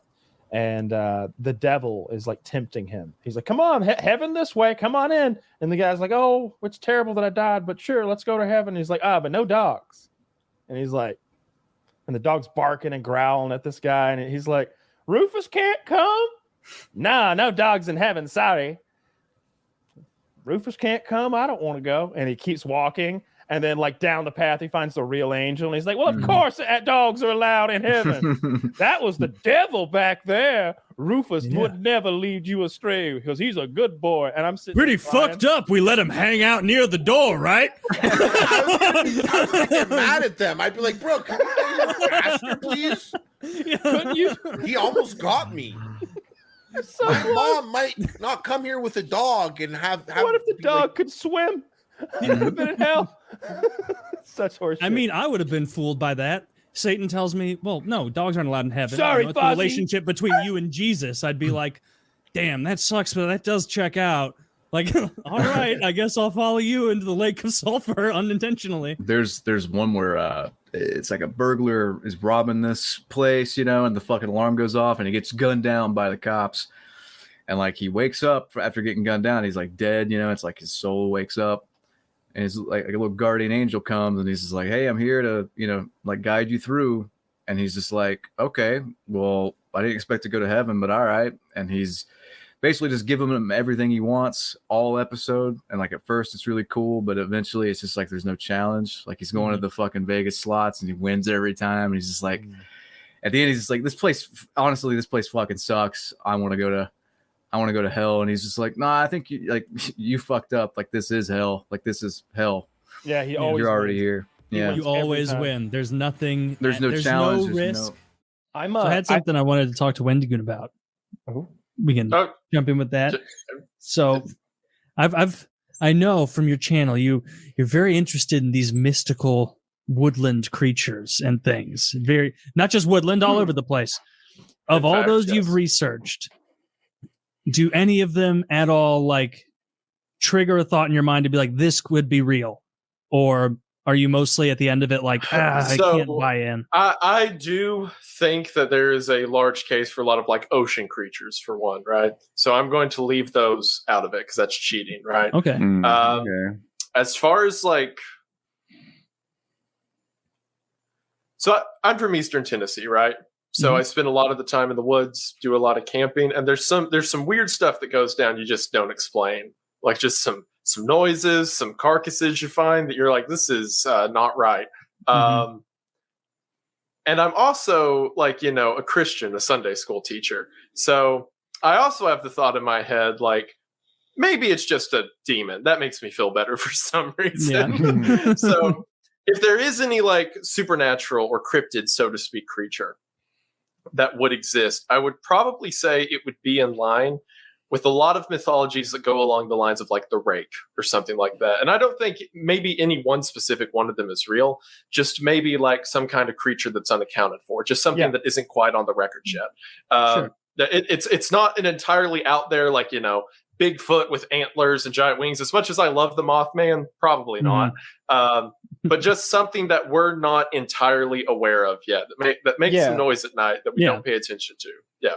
That's totally believable. I'm also like, I also lean toward that, not like the biblical demon, which is a fucking corrupted angel of the Lord, but like the idea of some sort of like, I don't know, other dimensional fucking weird being that's kind of here, but not really. And like, maybe sometimes it influences our world in some weird way, even if it's just being a cold spot or screaming real loud in the woods. An in-betweener, so to speak. Yeah. I don't know. I've never seen or heard anything that I couldn't explain with my ears or eyes one way or another. I remember when we were on our little survival trip that time with you, myself, and Chiz and Patrick, our cam man, and we heard some people way in the distance being I'm gonna say they were being silly and partying by a fire, because that's not terrifying. Because what we heard was, whee! It sounded like there might be some deliverance shit going down, like they just had like fuck the guy or something, or like, a demon ritual of sorts. You never know, but it was so far away. But we're in like a Some silent Bohemian forest. Grove All you shit. hear is crickets and all the forest life and quietness. So like a person's voice in those hills, those mountains carries so far. But it was scary.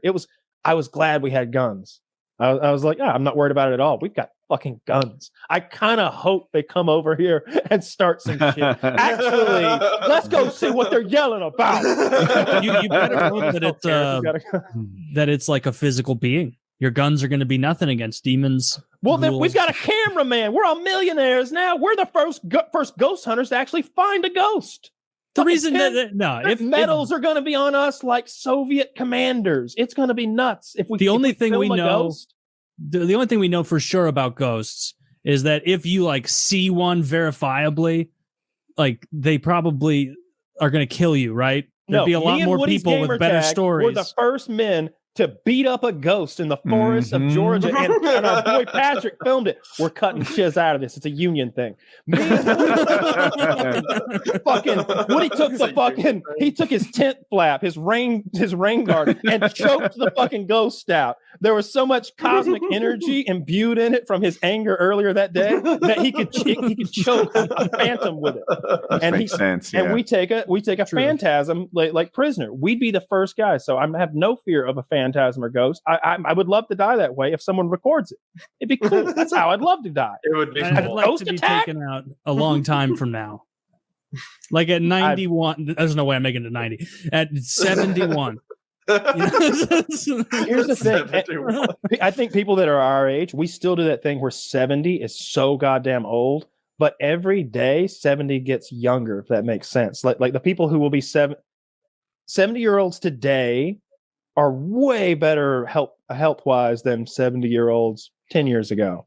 And on and on and on and on and on, right? Like there's a reason that like we keep living. Yeah, of course. I thought we were getting fatter at a faster rate than all that. But the healthcare system, like the life expectancy keeps going up. Has it gone? It hasn't started going down, has it? It's always. I don't think we've never been like that. COVID great doesn't count with compared to like a lot of Europe. That'd be like if a bomb went off, the average goes down. So come on. It did. But I don't think World War Europe II. has. Yeah, Europe doesn't have longer life expectancy because they have like way better. Well, they do have better medical care than us, but I think it's mostly that they're not all big fat fucks. Like way lower. Think about all the problems that being obese cause, and then like make a population like ours that's super fucking mega obese. It's gonna be It's going to cause super fucking mega obese. Just It's a lot of words. obese. Yes. I don't know. I'm just saying that by the time you're, what I was getting at is, yeah. Why is can't they just be a normal guy who's class 1 obese? Like, but when you're 70, Stage that will 1 be a obese. very different 70 probably than the 70 you picture. Like, yeah, you're, how old are you? Me? 31. 40 years from now?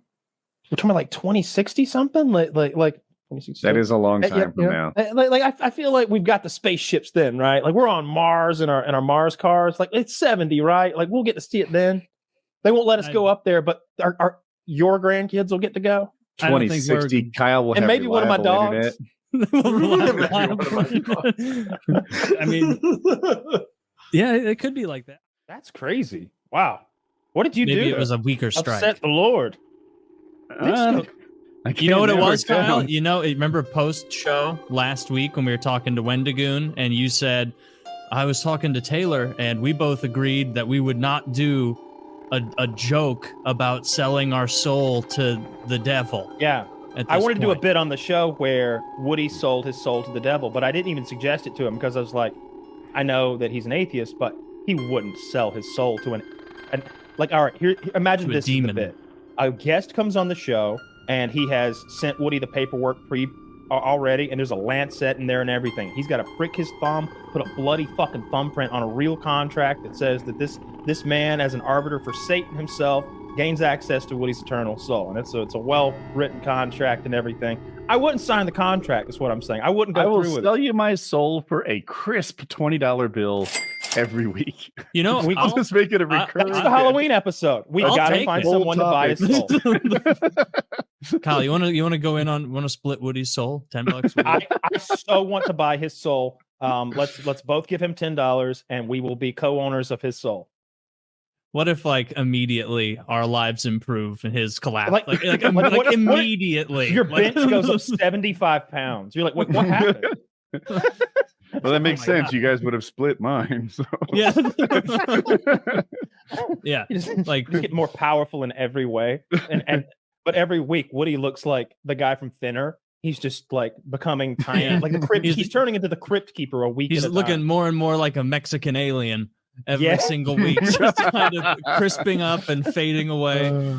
Just eyes sinking further and further into his skull. Like, hey, about that soul. And we're like, I don't have it with me. You know, I'll remember next week. And we don't remember next week. It'll be like when we get to the pearly gates, it's like, if our soul gets declined, we can be like, really? Let me check my wallet. Try this one.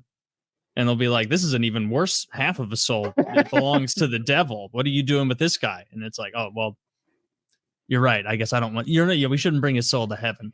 Yeah, we'll leave it here. If we probably should sell it to the devil at some point if we're going to be the owners of the soul ourselves. I wanted to find. I don't want to be involved in a devil deal. That can't help. I think. Well, it's Woody's soul we're giving them. It's not ours.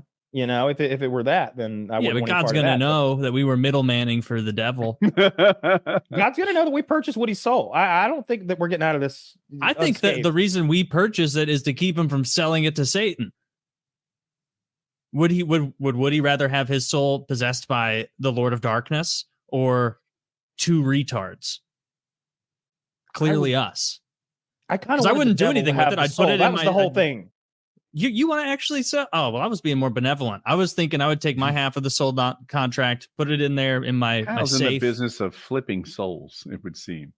You're going to make a cool that's exactly what I thought. $15. This is The Simpsons did this first. This is capitalism. Yeah, the Simpsons did this. Here we have Woody, who has no interest in his soul. He finds it to have zero value, and here we have Satan, who finds nothing to be more valuable. You know, it seems like you want to be. I really that need to cut out the middleman. Maybe I'll get rid of my gray hair. What would actually happen is we would get bamboozled by the devil because he's smarter than we are. And he would get us by virtue of the fact that we sold the soul to him. He'd be like, now you've lost your souls also. 3 for 1 for him. Too late, fucker. Too late? I don't know if it's an unpopular opinion. You're thinking about the devil. I already sold mine. I think Johnny plays the fiddle better than the devil. No, He I have does. that backwards. Everyone think the knows devil that beat Johnny. the devil plays better than Johnny. Everyone knows the devil plays better than Johnny, mostly because he has accompaniment. Those demons and then a band of demons joined in, and it sounded a little something like this. And they fucking play, and it's like, oh, that sounds pretty good. But when the devil hits his lick, it's like, that's a way cleaner, longer, better lick than what Johnny hit. It's definitely superior. When I that agree. song is performed, does the same person do both parts? Charlie Daniels. Yeah. Yeah. Okay. Yeah. I had it in my head. There were like two fiddlers on stage. One was clearly better. Charlie Daniels is known as a very good fiddler, as you might imagine, since Rest in he peace. actually has the whole song about the thing. Is he dead? He's Oh, a I fit don't know. guy. You know, I thought I he was remember dead. that. I remember him being very svelte, very, very long and slender. No, that's not I what thought he was a at big all. fat fiddler who Big was fat from fiddler. olden times. Yeah. Yeah. Yeah. So that I was- would not sell my soul to the devil. That seems No. like there's nothing to gain there, and a whole whatever. lot to lose. There he is. Your soul. Johnny, rising up your bow and play your fiddle hard. Yeah, that's good stuff. Hope he's alive. He looks like he's alive. Good for him. Rocking it. Oh no, he died in 2020. Now I look better. Oh, was it COVID? That's a good question. But He doesn't look like the kind of guy who'd line up for a vaccine. Is all I I'm saying. bet it was heart, pretty much heart disease is the easiest layup. Pretty much everybody dies of that. I remembered him being heavier, but in that photo Zach showed there, he looks. For those of you who don't know, Charlie Daniels band. Check him out on YouTube. Some country music from the. Taylor, I'm going to 90s. ask you to pronounce this for me. Hemorrhagic stroke. I made a good choice. So he had a brain hemorrhage. Yeah. Man, that sucks for him. The devil finally took him to the great beyond. Maybe you made Or it that the devil got him. We don't know. I don't know. Did he sell his soul to the devil? I don't know anything about this guy other than the last 45 seconds of you guys talking about him. You don't know the song. You don't know the lyrics of the song. The story of the song. I know. Well, we of should that probably song. move I didn't know along. he Then. did it. Jesus fucking Christ. Well, who Sweet. was that guy? Let us who was down the- again. Who was the fucking black guy who sold his soul to the devil in the old Oh, brother, where art thou? legend? Robert something. Where it's like he was the best fiddler ever, and in the early 1900s, he sold his soul to the devil to be the best fiddler. Which is, I would ask for more. I wouldn't do it, but if someone consulted me on it, I would say ask for more than that, dude. I don't know what you're talking about, but I do know in the movie "Oh Brother, Where Art Thou," which is a great movie, the black kid they picked up just had sold his soul to the devil at a crossroads, like a crossroads demon, to play the guitar. And Okay. and he I have tells seen that him, movie, so that must be what I'm "Oh thinking. son, you sold your eternal soul." It's fucking great. That's a good movie. Dude, I was gonna say, I think you wrote in the chat the other day that you'd been reading horror books or something. Yeah. As we lead into the spooky month of October, what have you been reading? I went to this like discount bookstore probably like a month ago and was just poking around, and within like picking 2 books out, I was like, oh my God, like you can get like these are like 1,000-page books for $4.99. And so I bought a bunch of them.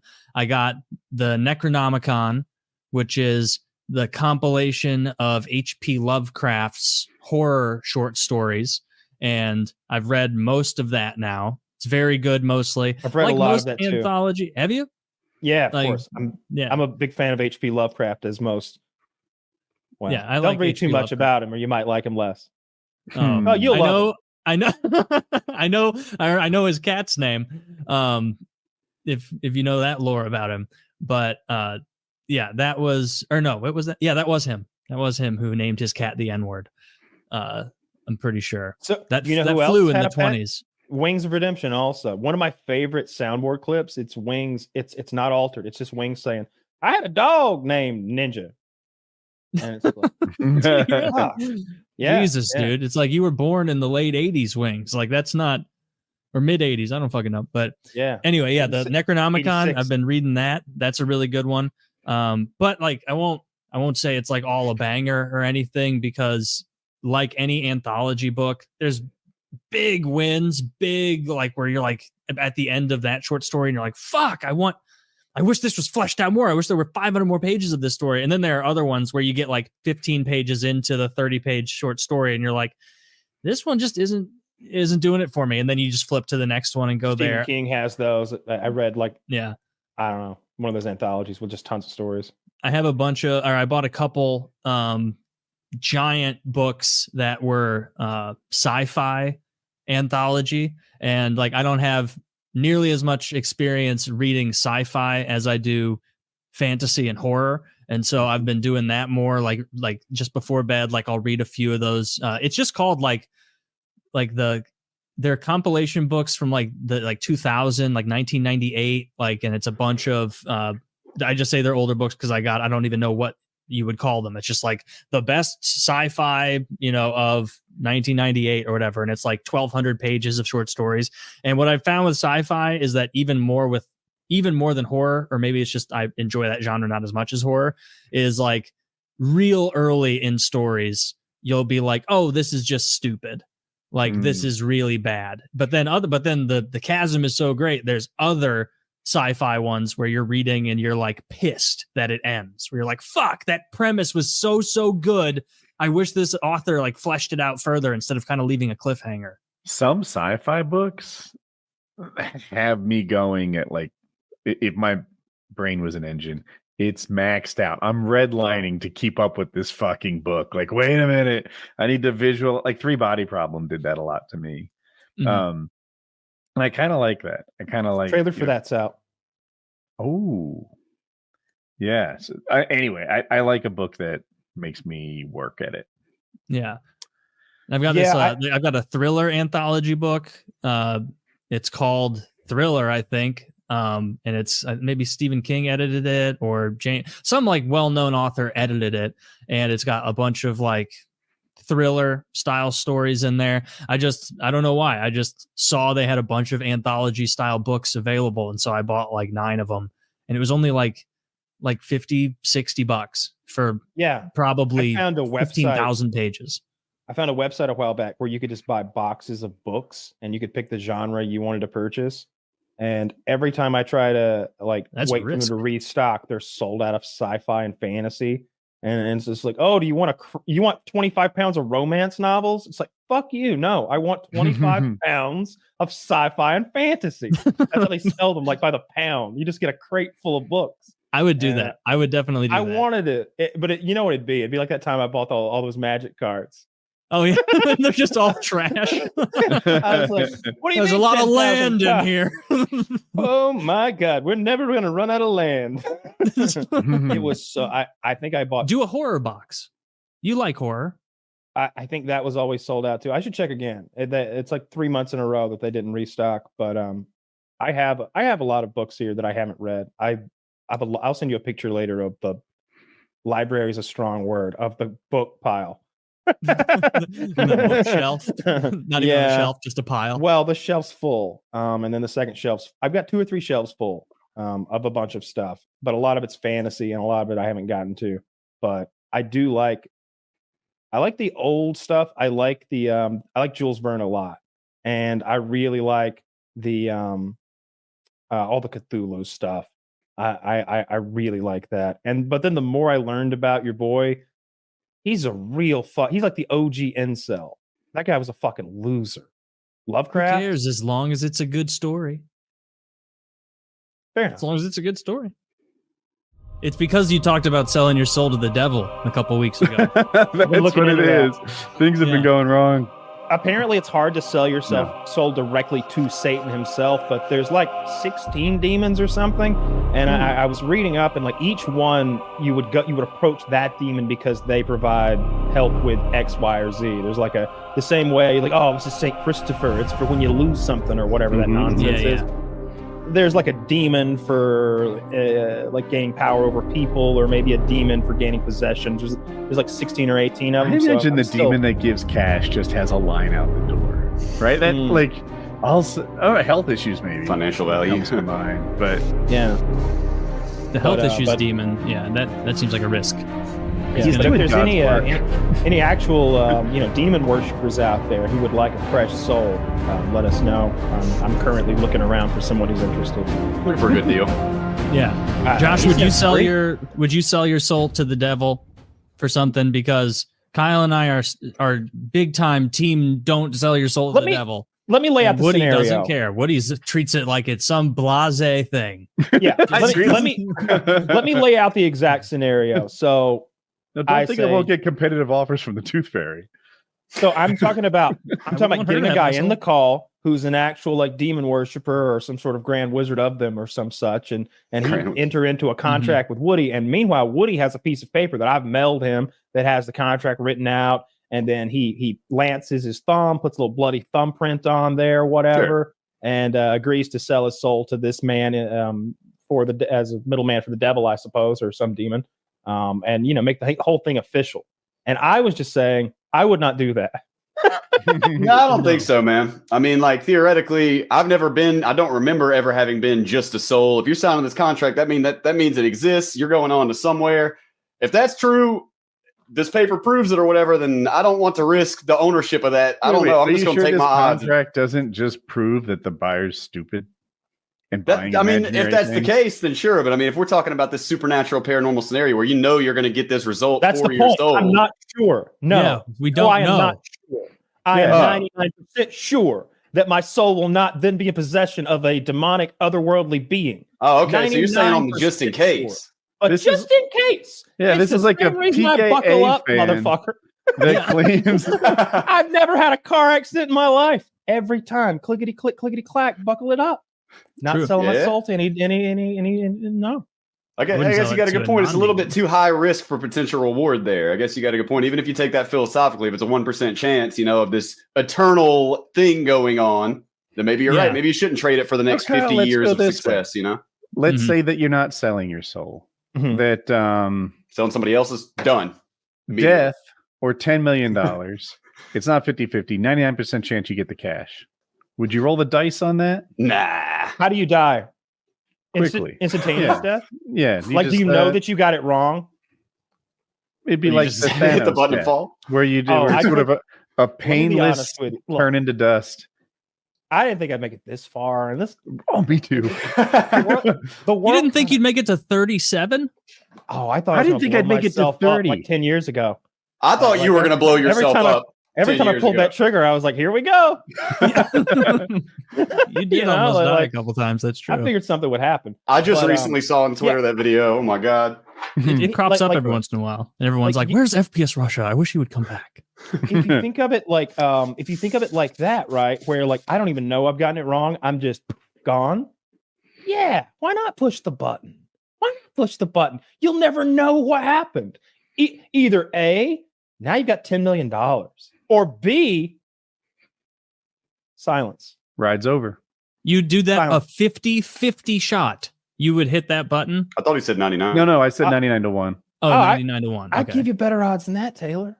He'll take 75. Can I pull it twice? That's an interesting question. How many times would you pull it? Is 10 double million or I get my 10 and I'd be like double or nothing. And the devil will be like, what does that even mean? Like, I get an extra soul. I want a 1-up like Mario, motherfucker. I get a 1-up, extra life, up in the top right of the corner of the screen, or you get the soul and 10 million. And he'd be like, shit. This guy's a good bargainer. One of those souls that I already took off somebody. I could get it if we go on a roll against Satan. Man, what do you value a 1-up as? A 1-up is worth way more than $10 million. Yeah, he's gonna bamboozle you. Like, I don't think you want to get in a negotiating battle. Why with do you the think devil. the 1-up is so valuable? Like, what happens when you 9 lives, right? You die and then it's like you fall over dead and then you stand right back up. Good as new. Okay, Kyle. And hopefully they replace the kidney failure or whatever. You made it to 81 years old. You can hardly remember your name. You drool a little bit, and you don't walk so well. You die. Now you bounce back. You drool a little. You can't remember your name, and you don't walk so well. What kind of deal is Mario 3, Mario World? He's running around, fucking swinging that feather thing, doing his spins. He hits one of those plants, potter plants or whatever, falls. He's little Mario again. Now he shrinks down. Little Kyle again. I'll die as the 81-year-old, and I'll fucking 1-up. Like and I'll be little Kyle, and I'll be like, shit, let's do this again with our $10 million. We took off $20 million. We took off. How little? Like, you need to find new parents. I want to be 8. I want to be 8 years old, because at 8 years old, you're physically strong enough to like manipulate the world around you. You could pull switches and With an knobs, adult and operate brain. door handles and everything. And but dude, you could walk right up to anybody and punch them in the dick, and they can't say shit. Not only that, you're an 8-year-old worth $20 million. You're like Macaulay Culkin. That's better than anything you could imagine. Now, yeah, I'm pulling the button twice, Woody. That's my answer. I'm pulling it twice. If the devil will give me the one up and let me be childlike Macaulay Culkin who punches people in the dick with $20 million. I don't want to be 8. I want to be 16 because I can't wait 8 years to come again. And to come waiting to, what do you mean? 8 years old? You just have to wait 3 years. You just so which is worse? Which is worse? As an 8-year-old with an 80-year-old mind, is it worse to find yourself some 9-year-old or to like find some out there who's down? Ooh. Those are both reprehensible. I don't know. My reaction was if you're down and you have adult like competency and thought processes, you're practically doing the Lord's work by satisfying this guy's needs. Wait, so you're not even like getting to enjoy childhood again in your own scenario? Childhood? My brain in that body. Fuck childhood. Did you have fun? Yeah, a lot of let's do high school all over while we're at it. Get the hell out of here. No, we're not doing school. You're going to be taken into a foster home and abused, and Satan will be laughing. And then they're gonna. The state is gonna claim your $20 million because they don't just let that hang out on the account for an 8-year-old. My British lawyer, Mr. McGovern's, whatever I say, he has power of attorney over me. But my other dude, fucking Franz, he'll kill that motherfucker if he says anything I don't like. So the triumvirate that I've created with me at the head, we can do anything legally speaking as an 8-year-old millionaire. Not at all. You're 8 years old. Franz is going to be hammering toothpicks under your fingernails until you give him the password, and then he has 20 million and you're 8. That's just not what world are we living in where a password gives away my fortune? A bank account, like whatever. I've got cash. I haven't invested. I deserve to lose if I haven't invested my 20 million properly. What are we doing with a 1-up? I haven't invested. Oh, come on. I don't know if you can have an investment account at 8. Power of attorney. Yeah, he's calling the shots. We're making all this happen. So you have kind of a blank check situation going on here. Actually, that movie didn't pan out either. I think that if you can prove you are earning your own living, you can like get all this adulthood stuff ahead of schedule. Yeah, I forget the word for it, but that's emancipation. Like that's about leaving your parents. No, like a financial version. Yeah, I know. I hear celebrities doing it occasionally. You got those kids who are like, "You're taking all my goddamn money. What are you talking about? I'm the one in makeup at 5 a.m. since I was 7." That used to happen to every single child star. Like, so it's like the opposite of a conservatorship. Yeah. Yes. Or it would be the opposite of that. A I know that retarded NFL player who was in that movie where Sandra Bullock. You're gonna have to narrow it down. He's from here. Okay. Michael Orr. Blindside. That slow-minded NFL player who Sandra Bullock made the movie about. You know, she comes in like, "Oh, sugar, you're so big and strong. I bet you play football if you just had a white family take care of you." And he did. And he went to the NFL. And they've had a conservatorship on his ass his whole life. That movie came out when I was a kid. They just took the conservatorship off last week. Yeah. He's been. How long has he been in the What NFL? Saints? I don't know how long he played. I don't know his career, but I know the man like was in the NFL and the movie. See, here's the thing. Fuck the NFL. Like, unless you're like a big time guy, you're not making that crazy money. That movie made like $150 million or some shit. You know, that was a huge deal. And it's his story. It's pretty wild. He's like radio if radio could play ball. Was there not a part of radio? I have not seen radio in so long. No, radio could have told me that he had some kind of skills, didn't he? No, radio had good vibes. He's like Forrest Gump, basically. Oh no, Forrest could play ball.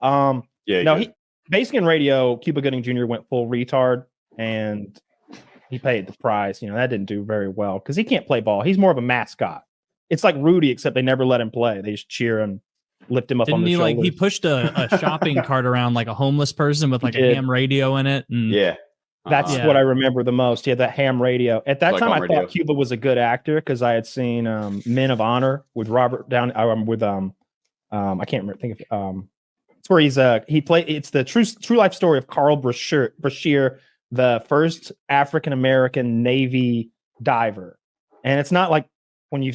It's a reconnaissance diver or not rescue. maybe it's reconnaissance, rescue, and recovery, something like that. They send him down into terrifyingly cold waters in those old timey suits. It's a really good movie. But then he made like 8 more stinkers. You ever see Snow Dogs? I did, but I saw it when I was like 11, and so I remembered being like, "This is all right." This is dope. Yeah, this is I was pretty that neat. age, and then like a year later, I was like, "That's lame, man." But I do remember seeing Radio around that same age, maybe a bit younger, and even having the perspective at that time to be like, "Ooh, this is a little ham-handed here. Like this guy's really, really retarded in a This way isn't gonna that age well. Forrest Gump is not even close to."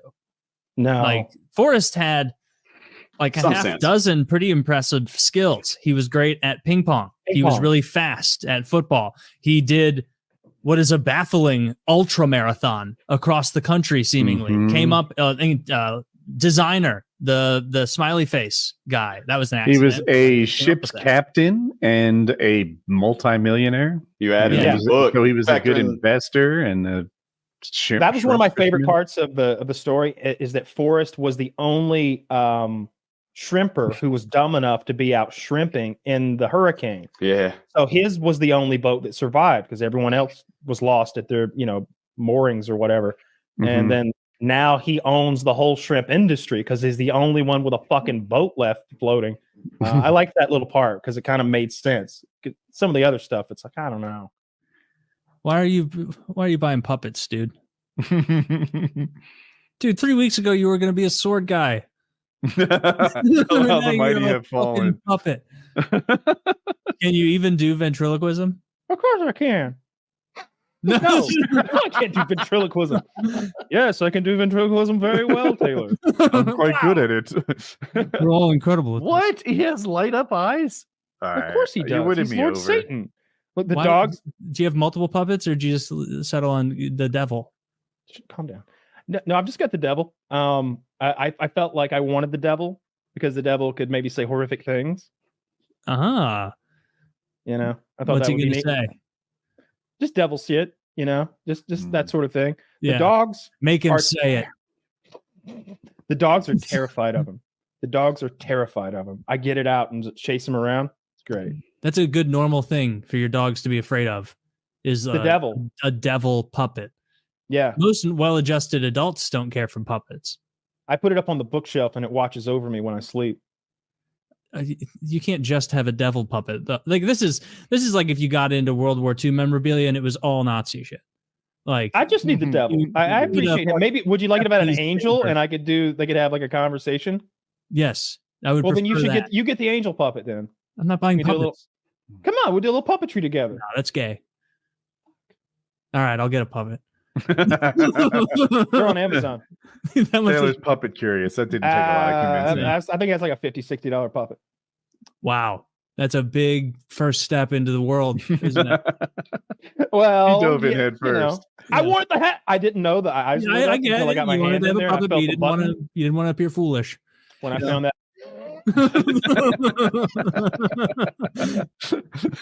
Yeah, we want that. No, you wouldn't want that. Want The that at finest all. puppet in the land. You'll do the. You'll do that. Does your girlfriend like it? Oh, she loves it. Yeah, I put on puppet shows. I've got a whole green screen outfit that I wear. Is when she I scared sleep. when you light the eyes up? Well, Does no, she whimper? she's an adult, so and a human. And All right. she whimpers, and then I put her in her fucking kennel. She runs into her cage for, You should for practice, security. like practice this next week, and then like next show do like a Who's on First like comedy stylings. You I was talk to thinking- the Genius puppet. idea. Yeah, Well, I just think if I do a green screen and then I wear the green screen suit, then all you would see would be Satan, and he could just, yeah. I want you to get the green screen suit, but don't invest in a green screen. Like just you're sitting there and in a gimp suit.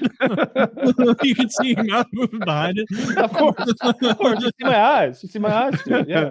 Well, I spent my green screen money on the puppet budget, and so I went for the $30 devil puppet.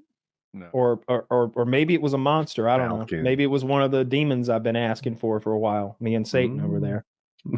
Be wary with that. I was telling You might get what you're looking we were playing poker and I told those guys that you had agreed at one point, Woody, to sell your soul to me And I was, they were like, yeah, that's fine. I'm like, no. He said that I could bring like a demon, like a Satanist on board to like be the middleman, sort of the notary.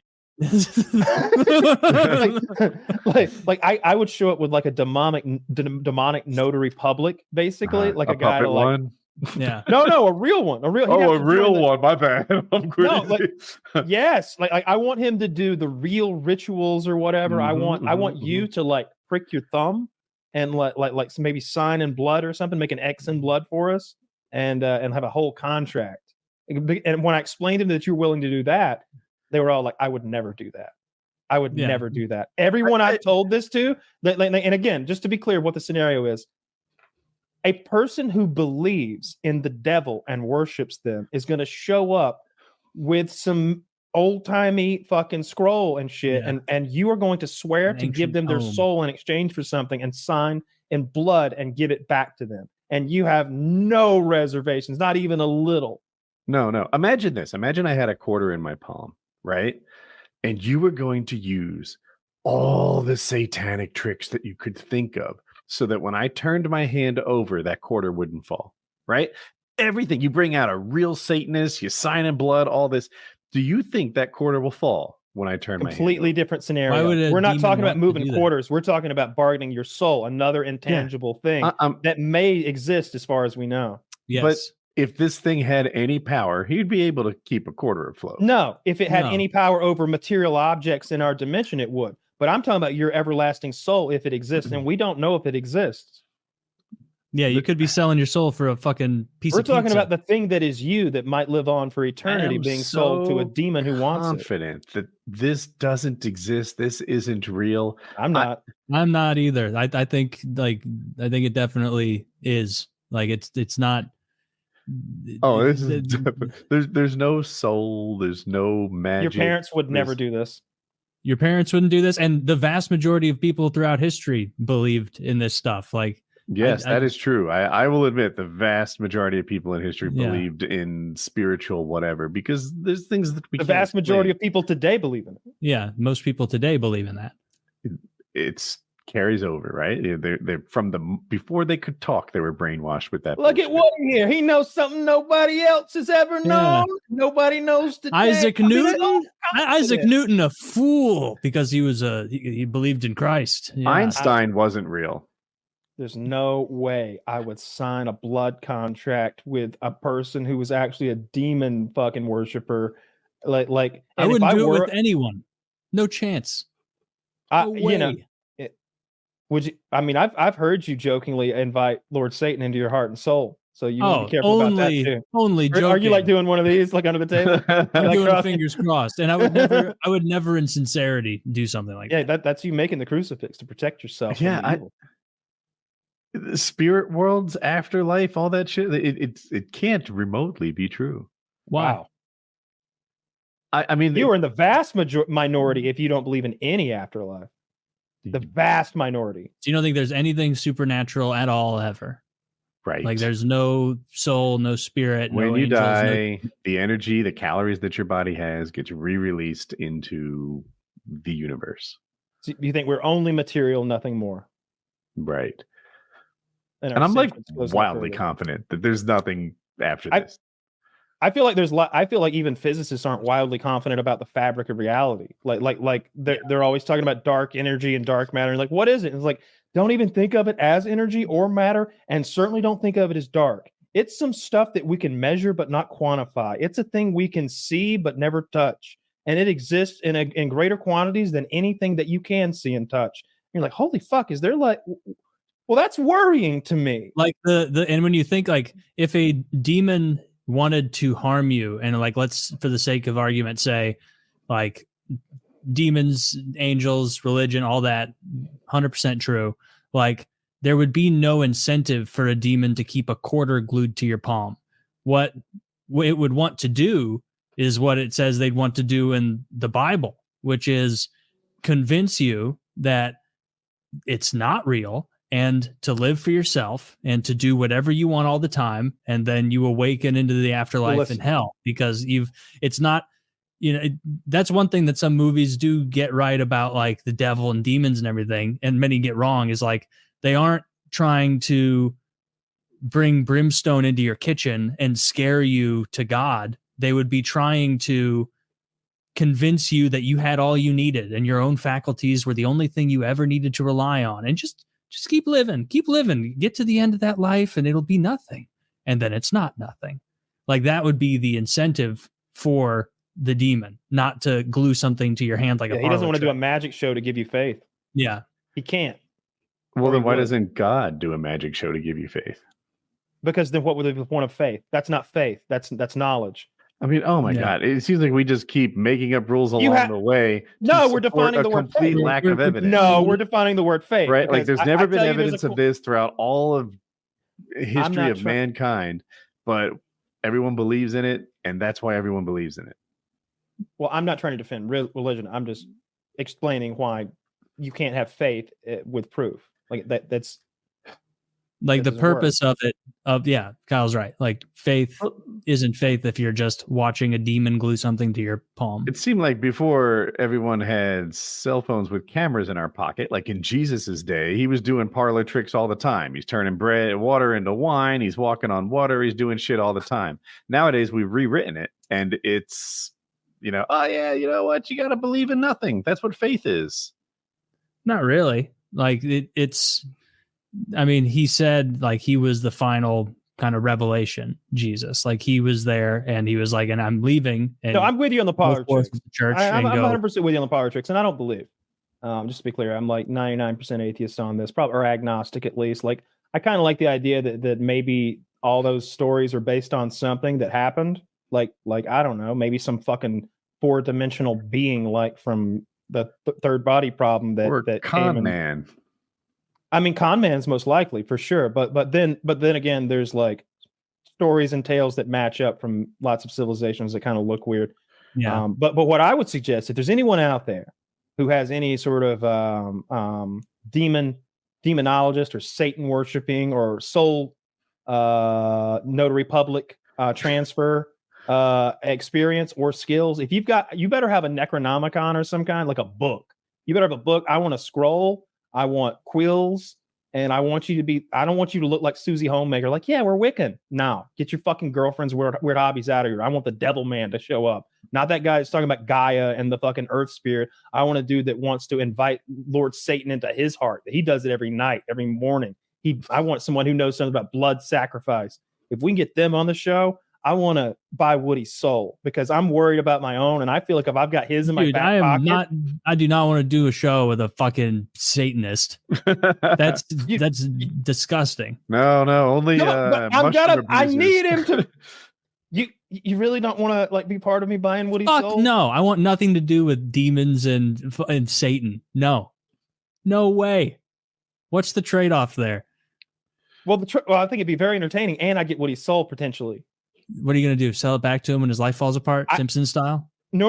I'm keeping it. He's not getting it back for anything. But I figure maybe when I pass away, maybe a demon or an angel of some kind may come to me and say, "It says here you have the soul of the Woodworth," and I'll be like, "Yeah, that shit's mine. He sold it to me. I got that dude Clint. He hooked me up." You definitely go to hell for buying a soul. They'd be like, devil himself. No, they'd bargain with me. They'd have to do a deal with me. And I've got 2 souls instead of 1. So that first Probably deal like is clearly a trick. contest. That first trick would be like a soul for a fucking timeshare property or something. Cherry tomato. Oh, I don't want that. I mean, cherry tomato might be helpful if you're in hell. But yeah, I'd like to have Woody's soul if at all possible. So if there's any like, I've been trying to keep it good. I doubt that. So if any of you out there who feel like you could handle this transaction in a believable and more importantly an entertaining fashion, like I would like that. I want someone wearing a black cloak. You know what I mean? And like we try to crack jokes, and he's just like, yeah, it's all very amusing, sir. Again, place your hand on the Black Bible. Your right hand, yes, sir. That's racist. And your other on your heart. They use the same. Very Bible, good. Kyle. Very good. I don't think they would. Now swear repeat on, after me. I don't think he they starts swear on the speaking in- Bible. It's a The Black Bible. The Yeah. Black Bible. Yeah. These are all those books that were removed. The book of Lucifer, black people use the book same of the Bible. Morning Star. Ooh, that's spooky. Yeah, I don't want that. I don't want to be around that. I want it. I want it. No. He's wearing an upside down crucifix or something, or maybe a pentagram, and he's like bleeding when he shows up, and he's all like, "Yes, it's very amusing, sir. Once again, you are. I understand why people watch now. Again, Yeah. your hand on the Black Bible, sir. An Repeat unironic after me." Satanist is like a He starts ghoul. speaking Latin, like Woody's repeating after him in Latin. Oh, this could be fun. I don't sell your soul, Woody. Don't sell your soul to the devil. I mean, I don't this know is if this- equivalent to bringing in a Warhammer expert to get my soul. Like this is total. See, that's where he is on fiction. this. That's, the fact that I just don't see it that way at all. I don't see it that way either, and I'm not religious anymore. I'm really not. But it's one of those things where like, what if you were dying? Would you throw one up? Like, just in case you're up there. I did try to be a good man. I did do my best, and I hope you looked down and it made you proud. If it made You someone real- else feel good, I'd do that for sure. Oh, see what I'm talking about, Taylor? He's just zero belief. I've got a little. Like you shake the tank and you can hear some in there. Yeah. Woody's canteen, just sand comes out.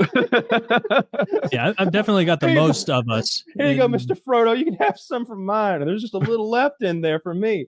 But Woody's canteen's fucking dry on the faith. My goodness. Yeah, I don't. I would not sell my soul. No, I would never sell my soul. That's a bad move. I've No, seen enough there's- Supernatural to know better. Yeah. There's been episodes of that. I where- can't argue against that. I mean, geez, you've got to. I mean, now I'm stumped. I mean, Now it's you're being that's a ridiculous, documentary. Yeah. So say what you will. Just as all things are possible through God. I'm pretty sure the devil might be the good guy anyway. You know, the I feel like history's written by the victors. Mhm. Churchill had Devil some great killed quotes far like fewer that. people. Yeah, the if devil's anyone. absolutely not the good guy. Churchill said How something many people like, does God kill? I know. I think Churchill said, I don't history know. will look upon me fondly. I know because I'll write it, or something like that. Ah, yeah. How many That people is- has the devil killed? A lot. Is Yeah. it? I thought it was like 3 or something. Killed? I can't win on biblical knowledge. I'll lose Like every str- time. I don't. Did the devil ever kill a person? I don't think so. Oh, like No. like in the Bible, killing someone. Yeah, I mean, he had a war in heaven against the other angels. He Like- like, rebelled against God, and now the only power he has is to corrupt God's ultimate creation, Oh, which is says man, God. which is causing us to stumble and not go to heaven and go to hell. And so, in that way, countless people have fallen to the devil. I'm just saying. I feel like God asks a lot, gives very little. The devil. Eternal salvation. That doesn't sound like fun to me.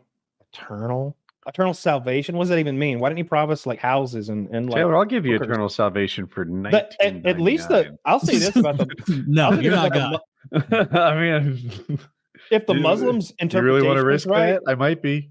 like No, you're definitely 72 not. 72 virgins sounds way better than eternal salvation. I mean, I don't know as much about Muslim belief, but I Yeah, I don't believe either. eternal salvation is also part of their doctrine. Yeah, but they get pussy like Like they have codified have in. heaven and hell. And no, I and again, I don't know enough about Islam, but I think that 72 virgin thing is only for like Martyrs? someone who dies, like a martyr. Oh, fucking! I got you. I eat that bacon for you, Lord. My whole life, and it took me down. And they took wait, 72 virgins. you're a Muslim who's eating bacon, and you're Oh, expecting I the forgot virgins? about that. They don't like that, do they? No. Shit. I couldn't. Yeah, of all You the thought they were trying sacrifices to you could have spite made, you Jews? ate bacon. Yeah, I ate bacon. I didn't know. Damn. Yeah, I got. they would have been like, this guy just fundamentally did not understand the assignment. Like, he just really didn't get what we were going for at all here. That doesn't seem like the kind of religion where you The hell plead with ignorance either. They just be like, fucked her up. No. Yeah, I believe just enough to not sell my fucking soul to a demon man. Yeah, I'm shocked that you would. That's the one I want to know. I want to know, like y'all. See, a lot of listeners people out do there. this. They're like, you know what? I've lived my entire life without even the smallest shred of evidence this is true. But a lot of people say it is, so I'm gonna hedge my bets. And I don't know. I go with my gut. I think the whole point of it is there is no evidence. That's what faith's about. So the lack of evidence. How convenient. What's the definition of the word? You know, Well, I mean, belief without evidence. That's like what all of Christianity is, and all these religions. It's like you're saved, or at least in Christianity, by God's grace through your faith. I was not given the through gift of faith. This actions. is really on God. You work on it. No, because It's a he wanted to gift. know what kind of bear it was earlier. His mind works differently. This does come back to the bear thing. like people look at problems differently. Oh, sales are no evidence. Whoa. Zach, pace it. Souls are inalienable. Consequently, they cannot be sold even to the devil. Any such putative deal would be invalid before God. It would be a mortal sin to attempt such a deal, but the deal would be invalid and would not result in the transfer of ownership of the soul. Thus, the individual's soul always remains his own, and if he properly repents in such a deal before death, he no longer has the mortal sin either. Sounds like Kyle was about to get conned. Conned? Yeah, you can't sell a soul, but I'm gonna get I don't even a quarter. know You agreed to like a nominal fee, so I can't get scammed. Well, I thought they were can like get your mortal 1995. sin though, and I.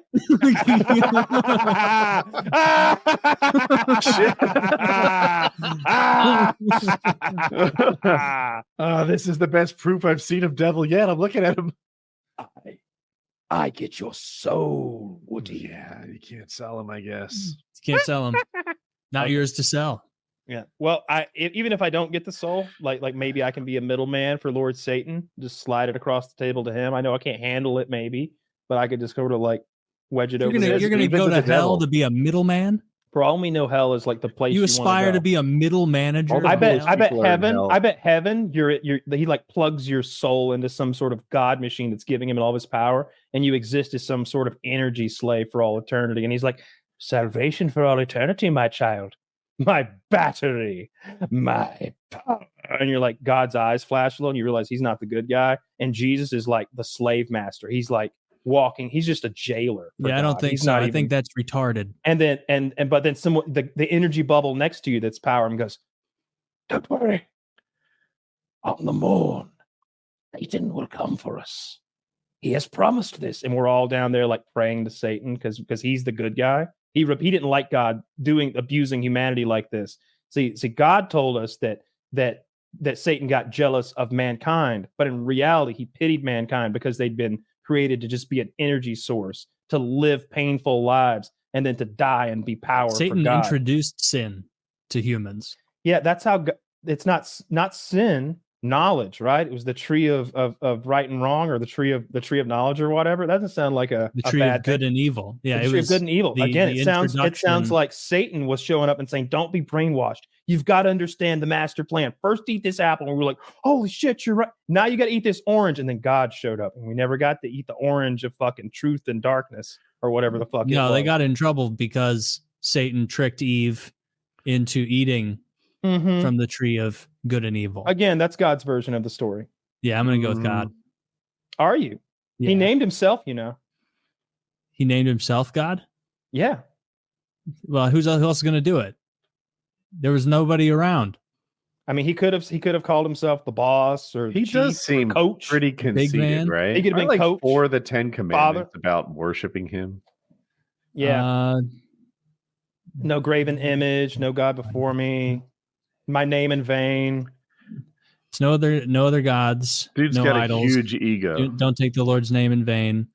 And then all the rest are like, honor your parents, don't steal, don't murder, don't envy. Adultery's one. Adultery, stuff like that. Coveting thy neighbor's wife. Man, quick. I like the pictures here. Yeah, I appreciate no other gods before me, no idols. Don't take the Lord's name in vain. Keep Sabbath day holy. Honor your father and mother. No murder, no adultery, no stealing, no lying, no coveting. 1, 2, and 3 are about worshiping him properly. This guy has an ego problem. He needs the energy. My whole point.